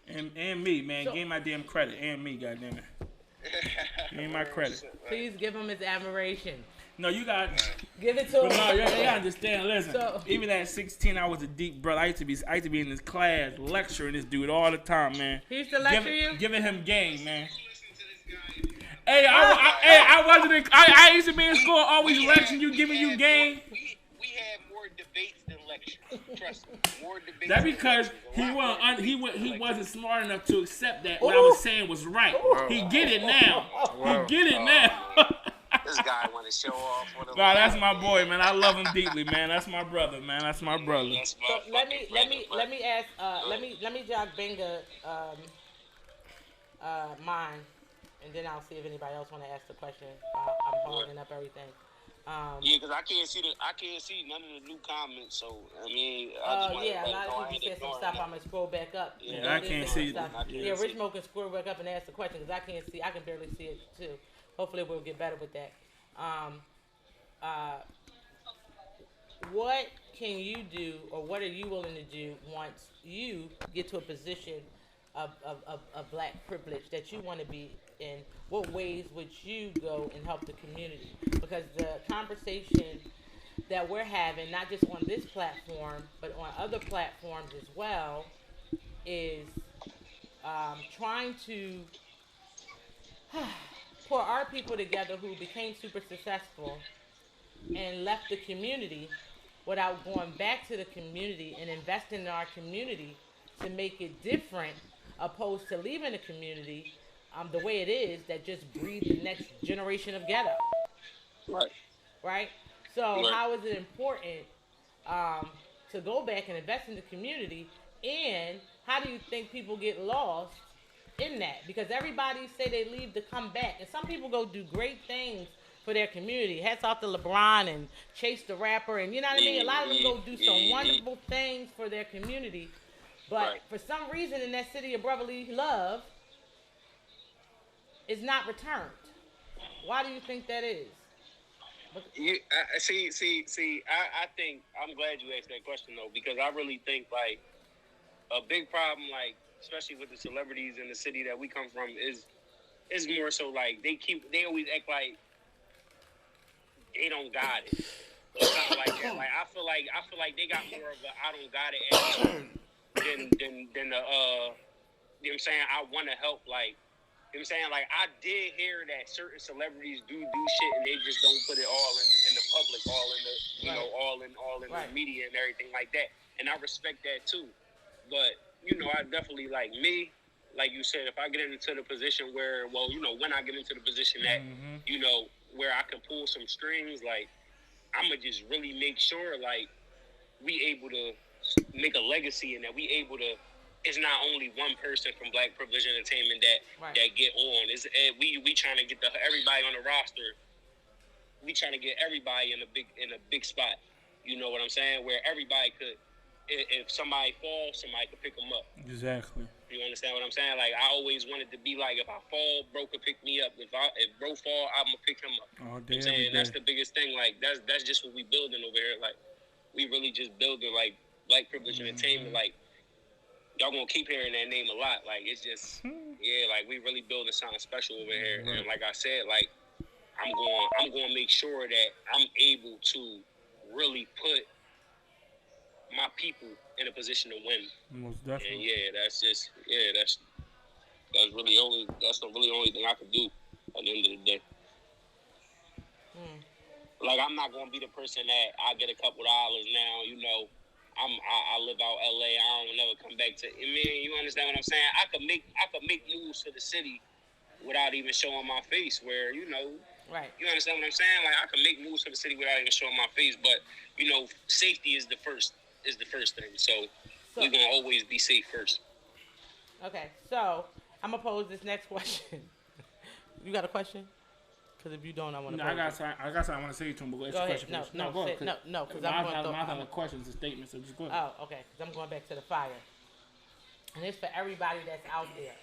Because I'm throwing Rich Mo in the fire. You know, Chase not getting on. Yes. I don't know. It's not working. Because I'm trying to figure out. You understand? Do you know what a narcissist is, Benga? Yes. What do you consider a narcissist? Shit, I just feel like a narcissist is somebody that no matter what you tell them, that is their way. It's their way or no way.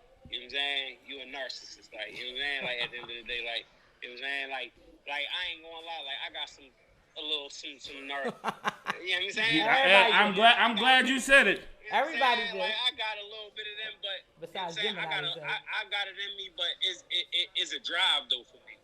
It's not a oh, I'm better than you type of narcissist. You know what I mean? You understand what I'm saying? Like, it's more of a drive. It's more of a drive that, okay, this shit gotta be perfect. We gotta do this shit right. Like, you know what I'm saying? That's how I feel about it. But yeah, like, now that's you my want to be ghost like me. Accountability, teamwork makes the dream work. For sure, uniformity. That's what we pushing for. And trust me, we're working hard over here to make that happen. But, okay, I said that to say this. What part of, or I'm trying to see how to word this correctly, because I actually want your feedback and everybody that's watching on live. Right. Because everybody's familiar with how some of the black and brown people got here to America, right? In the history of slavery, huh? 1 minute. Right? Right. How many people believe that slavery came from a narcissistic mindset? Oh, wow. We're back there. Yeah. I just want to know. Repeat that one more time.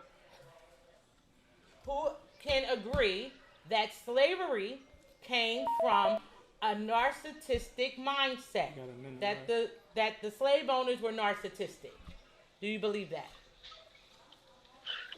Yes. Okay, yes, anybody else? I Anybody else believe that the slave owners in America who supposedly brought us over here in the boats, sold your children, cut the titties off so you can't feed your baby, raped your wives, raped your men, were they narcissistic? Yes. You don't think that's something different? Rich Mo said it's not narcissism. I don't think it's narcissism. I think it's something different. Personally. You don't think that's narcissistic? Hold on. Cause y'all definitely fucked me up real quick. Cause y'all try to see if I was. Well, listening. hold on. Wait. Y'all gotta wait. Listen. Hold on, Banger. Look, Banger. Hold on. We got 30 seconds back on the live. We're gonna log out and log back on. Cause we got 30 seconds left about the timeout. Everybody log back in cause it's about to get real. Wait, he said that we messed him up with the question. Wait, I don't understand how that phone. It was I don't know how to save it. You gotta save it. You said you didn't think it was narcissistic, or you did? No, it is. definitely narcissist. I agree. I know what We gotta Richmond. I repeat know what it. Richmond was saying. Admiration, I agree with him. because everybody wants to live up to the white standards. I know what Richmond was saying, but it's narcissistic. I know what he's saying. Narcissist is the worst that you can get as far as their character. No, it is narcissistic, but I see what Richmond was saying. Richmond trying to say it was just smart on their part. No, I think It was they're nar- evil it was smart, but it geniuses. was No, narcissistic, it wasn't. It was nothing They're evil smart geniuses. about They're it. evil geniuses. It's nothing smart. It's diabolically. It is. It's evil genius. It's diabolic. It's evil genius.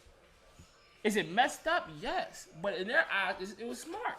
You don't do everything. I wouldn't for even you. give it smart. You don't want to give it because of how evil it is. How cruel Because you need to just call it narcissistic. It is narcissistic, but it's still what they are diabolical genius, even to this day.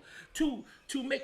I'll give you a problem. That's just like saying the devil is smart. The devil is just the devil. No, I'm gonna tell you how. Yeah, we're gonna go back on. Yeah. Go ahead. So I was gonna say, look, I could break it down to you I how. know it was late. I have an interview at 8:30.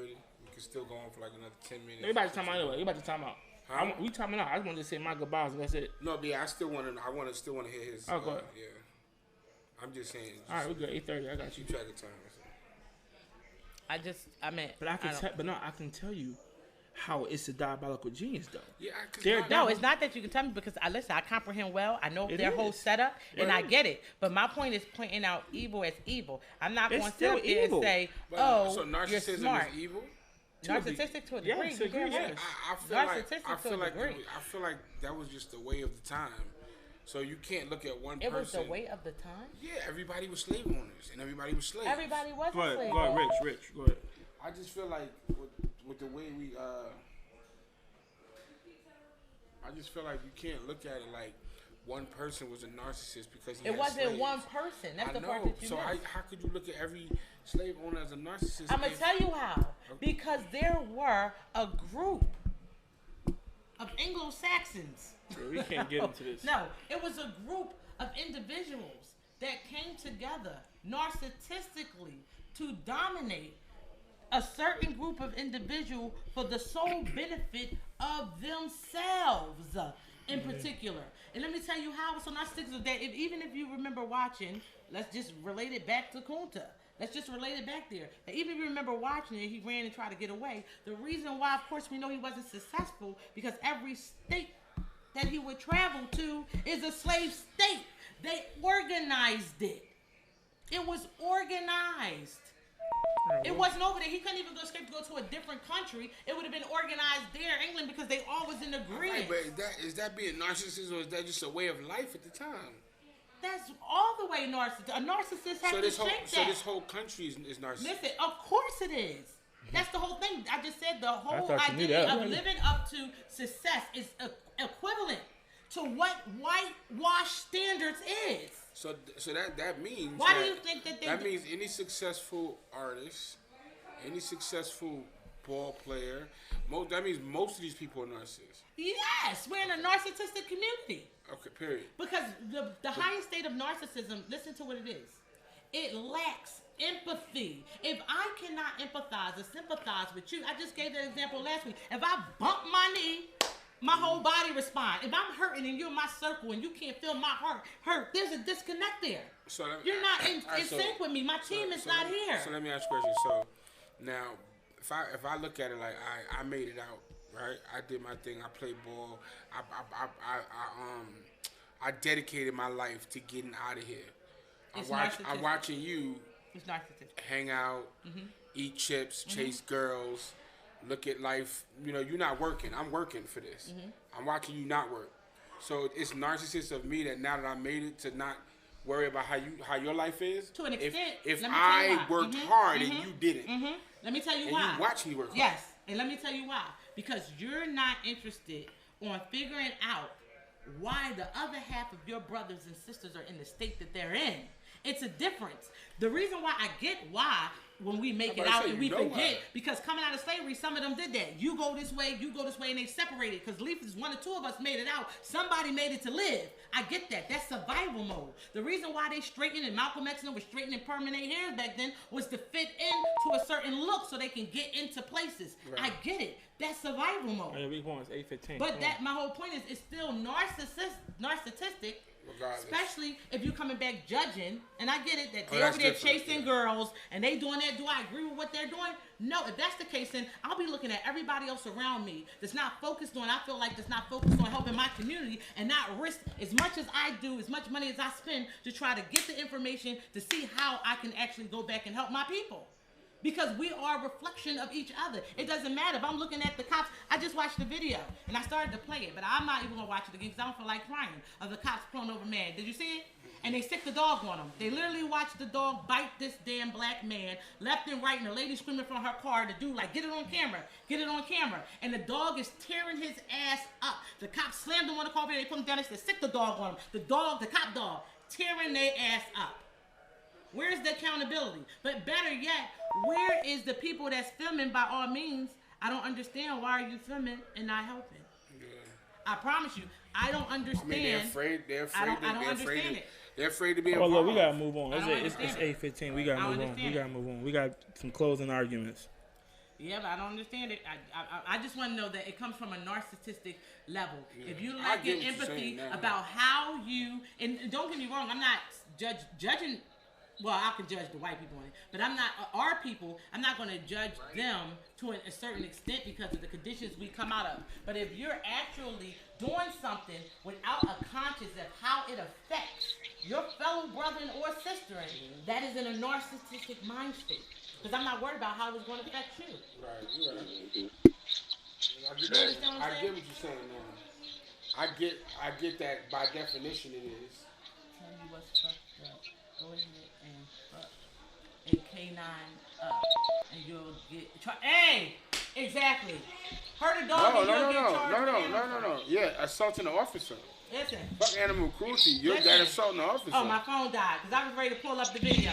I swear, matter of fact, I'm gonna tag and upload the video on the page so they can see it. I was totally messed up. I couldn't even stop being emotional because I was irritated. Like the dog tore the man up. I mean, listen. Here's my problem with the video thing, because a lot of us are scared. And I understand that. But at the end of the day, man, we gotta get out of that sense of fear. We gotta do something. I'm gonna tell you right now. And this is just me personally. If I was somewhere and I saw the cops abusing a black man, me too. I'm not recording shit. I'm doing shit. Me I'm too. going to. If I gotta risk going to jail, I would take that L. I agree. We have to start caring more. I agree. Recording ain't doing nothing. I'm not saying I'm going to shoot the cops. I'm not saying I'm going to try to do the least of the cops as I can so I don't get that much time. But I'm going to at least stop it. I'm going to do something because recording ain't getting nowhere. You gotta kind of disagree with that, bro. Because listen, I already know what you're going to say, and I get it. I'm not mad at you for saying it, but I'm just saying me personally. You going to say family. Bro. This is the thing. In the long run, it'll probably be more benefit to record it. You know what I'm saying? Because at the end of the day, in the long run, when that shit go to the court of law, it's just going to be your word versus listen. Listen, it's going to be other people there recording, so I ain't got to record too. Let me tell you why the difference. Let me tell you the danger in that, though. I disagree. There's going to be other niggas recording. I ain't got to record. I'm telling you, some stuff got to be worth dying for. And that's all why I always say, I'm never around when this stuff happened, and you know I'm in emotion. At the end of the day, something has to be worth dying for because that's somebody's kid. If it's my kid, nobody's taking my kid from me harshly without me dying with it. I don't care what the risk is. It's my kid, and both of us will be at our glory. That's the bottom line. But that's your it doesn't matter. But it's not about it doesn't matter, bro. Let me tell you the reason why I taught my kids to respect adults. No, listen. No, but here's my point. Let me tell you why I tell my kids to respect adults. My daughter can tell you this. My son can tell you this. You had to respect adults that was older than you when you were coming up because they will risk their lives for you. If they see somebody taking you or you're about to get hurt or a kid do that, they're going to come out there and try to stop it. This is what most adults would do because you're a child. So you respect them because even though you don't know them, they will risk their lives for you. Where do we lose that disconnection? Whoever's still out there being harassed is still somebody's freaking kid. Facts. So us not getting involved, it's crazy. And you can speak up. You could definitely speak up. But look where speaking up has got us. But you better. It gave you no respect. Hold on, I wanna.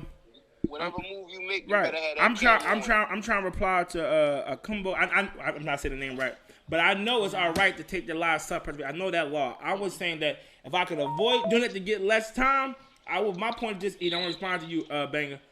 If like I said, I'm somewhere, somebody else gonna record, so I ain't gotta record too. I'm going to do something. I don't care if I know the person or if I don't. They are black, I'm going to do it. If it's just stopping them from beating them, then I'm just going to stop it. I have to. At the end of the day, I have a family, I understand that. But at the end of the day, I've seen it too much. I'm too hurt by it. And at the end of the day, you black too. I'm going to stand for it. And this is what this is what's just like if me and you was somewhere, Banger, and I saw the cop to you, bro, you my brother, I'm willing to do that off rip. I'm willing to do it for myself too. And I know you would, but I'm just saying we have to have that mindset for all black men, all black women, period. But at the end of the day, like bro said, self-preservation. Listen. You say that until it's your child, Banger. Until it's your child. You said, listen. We wasn't talking about kids. But no. But hear me out. Listen. Listen. No. Time out. Wait. No. Let me finish. How can we get together and dismantle the police or hold them accountable? But you gotta listen. No. Making it out the hood, but there's no changes in. No. Listen. No. But no. Let me say real quick, Banger. I'm saying this. I'm not saying your daughter now at the age she's child. Shout out my niece. I love you. Not the age she's now, but let's say 20 years from now, she's 27, and the cops are doing something foul to her. You're not there to help her. You want to want somebody to come step in and help her. I agree. So we have to think about that. I agree. We so self-preservation. Listen, hold on. Let me finish. Let me finish. Listen, I want to say something real quick. This is powerful, and I mean this, because when they said self-preservation, they was talking about as the law, we have the right to kill the officer of self-preservation. He wasn't talking about saying protect yourself. Self-preservation, let me say something. We have to get into the mindset that no matter what, you are black, I am black. If you die, a part of me die. We are self-preservation. We all died with George Floyd. And listen, we're all self-preservation, bro. So if I save you, I'm saving me in the long run. If I save you, I'm saving my daughter, I'm saving my son. Because I'm stopping so that can become a constant thing. We are self-preservation, bro. By saving you, I am saving me. That's what needs to be the talk in the hood. How can we dismantle them and hold them? Let them respond. Let me get off real quick because I feel like this, right? I agree with y'all, but one thing that I feel like y'all doing, I feel like y'all manipulating the conversation, and I don't like that. Y'all being bad.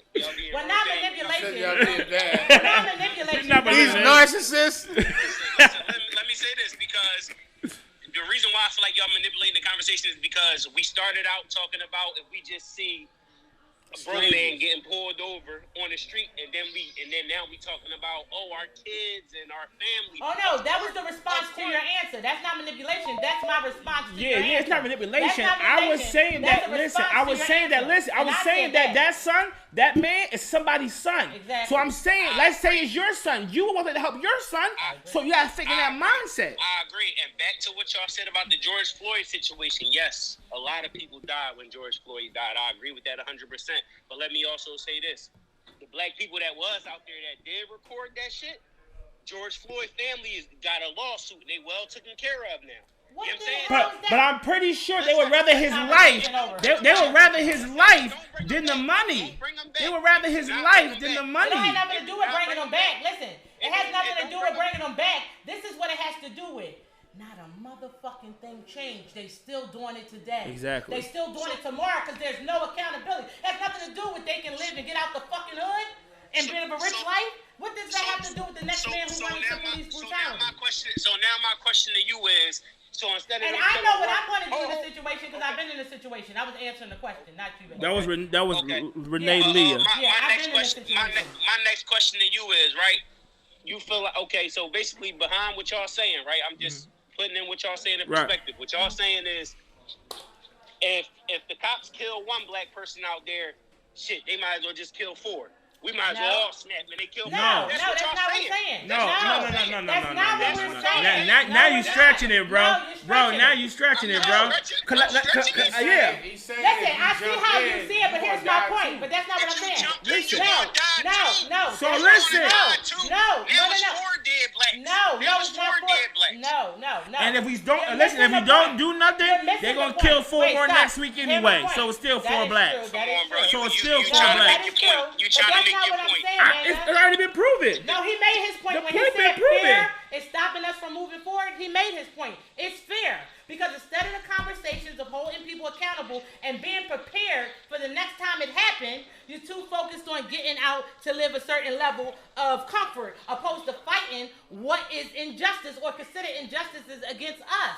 That is the big part that I'm getting to. It has nothing to do with losing 4 more people. We're going to do that anyway if we don't have a plan. What I'm saying is, not jump out there like that. Whenever it's around, it's a bunch of people filming. So all them bunch of people can step up and do something is what we're saying. And all I was saying was this. All I was saying, I want to say this real quick. I was talking about... Y'all saying... No. Wait, Banger. Time out. No, listen. All I was saying was... Oh, there you go, Banger. Yeah, all I was saying was... I ain't hear nothing you said. Go ahead, I ain't hear Banger. nothing she just said. No, I ain't hear nothing you just said because I was muted. I couldn't hear nothing you just said. Oh, okay. Well, I was gonna say, we gotta go. It's almost, it's almost 8:30. We gotta go. No, we can jump off and jump back on the regular phone. All I was saying was, at the end of the day, for this just for me, I'm not judging nobody else who don't do it, who won't do it. I just said for me personally, because I understand who I am, I stand to my conviction. I know me. If I was to see that, I will try to help. That's all I'm not judging you if you don't or nobody else. Because I understand fear is a strong thing, and you have a family who care about you. You have kids, you have a wife, so I get that. I'm just saying for me, because I know you are not. But you know, you are black. But you know family and friends. I already know that. Listen, bro, I already know that, bro. Trust me, I know you. I know you. I'm not questioning you at all. I know you. I understand that. That's what I'm saying. I'm just saying for me, because my point is this. Like I said, I understand for me and my conviction. Because what I hate to die and live my life, yes. But for some things, you have to be worth dying for. And for me, the self-preservation of my people, for me, is worth dying for 10 times over. A street fight with a cop is not worth dying for, though. Listen. I'm not talking about a street fight. I'm talking about a George Floyd situation. You on this nigga neck. I'm talking about that. I'm not talking about. Listen. No. Hold on. Banger. I'm not talking about. Nah. Hell no. Banger. We done seen plenty of stuff. Listen. If a nigga in the street wilding and the cops beating him up, that's his business. He was drooling. That's on him. I'm not taking no L. Yeah, I'm not taking no L when you was drooling, nigga. That's on you. But I'm talking about police brutality, George Floyd, Breonna Taylor's type of situations. When I see you're being, bro, we know this. We used to have a security guard in Lincoln who was super excessive. When he saw, I forget his name. We saw him slam Shorty on the neck. Right. Like we had a security guard who was out of pocket. In school? Yes, I didn't see him take a 14-year-old girl and slam on her neck. He was totally, I forget his name. He was totally out of pocket. He was messing with the teenage girls and everything. He's a nut boy. But nonetheless, I'm talking about excessiveness. If you drove on the cops, that's on you, nigga. I'm not. No, you deserve that. But I mean excessive behavior. You being extra for no reason when this man didn't do nothing wrong. That's what I'm talking about. We're not talking about regular Yeah, not regular No, police brutality. Yeah, that's what I'm talking about. I thought you understood that. I can respect that. I can respect that. I'm thinking that's what I was saying. Why you think you used the reference if they did something to your daughter, you would want us to do something for interact with that? We're talking about as fighting racism, not regular stupidity. I'm just. Don't obey the law. But that's what. I couldn't even imagine a world without cops. All these crazy ass people. That's not what I'm talking about. Exactly. That's what we got. We got a lot. I said hold them accountable. Shit. Two different things. And like she just said, like Ash just said, how would you know the situation if Listen, I agree with that. But my thing is, I agree with that, but still, I'm just saying for me, like I said, I don't know the situation, but if I come up on a situation, and like I said, you on this, I'm just using George Floyd for that second, you on this nigga neck. Bro, listen. He didn't know. That's excessive. They said he wasn't even a good person. The girl, what's the public news lady that said something? Oh, he was not a good person. He was a woman beater. He was this. I get it. I don't agree with any of that. But at the end of the day, it doesn't negate that the cop was racist and had prior complaints about racism. And listen, and at that point, the cop didn't know what kind of nigga he was. Exactly. And at that point, it's about. Thought you were just killing a black man. And the respondent actually, at that point, it's about racism. They're not killing him because he's a bad guy, because he's black. Exactly. So it's about racism now.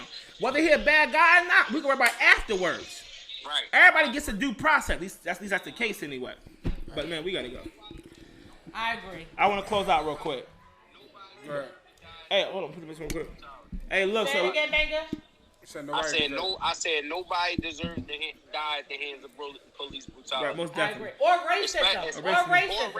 Or racism at all. Right. Or sexism.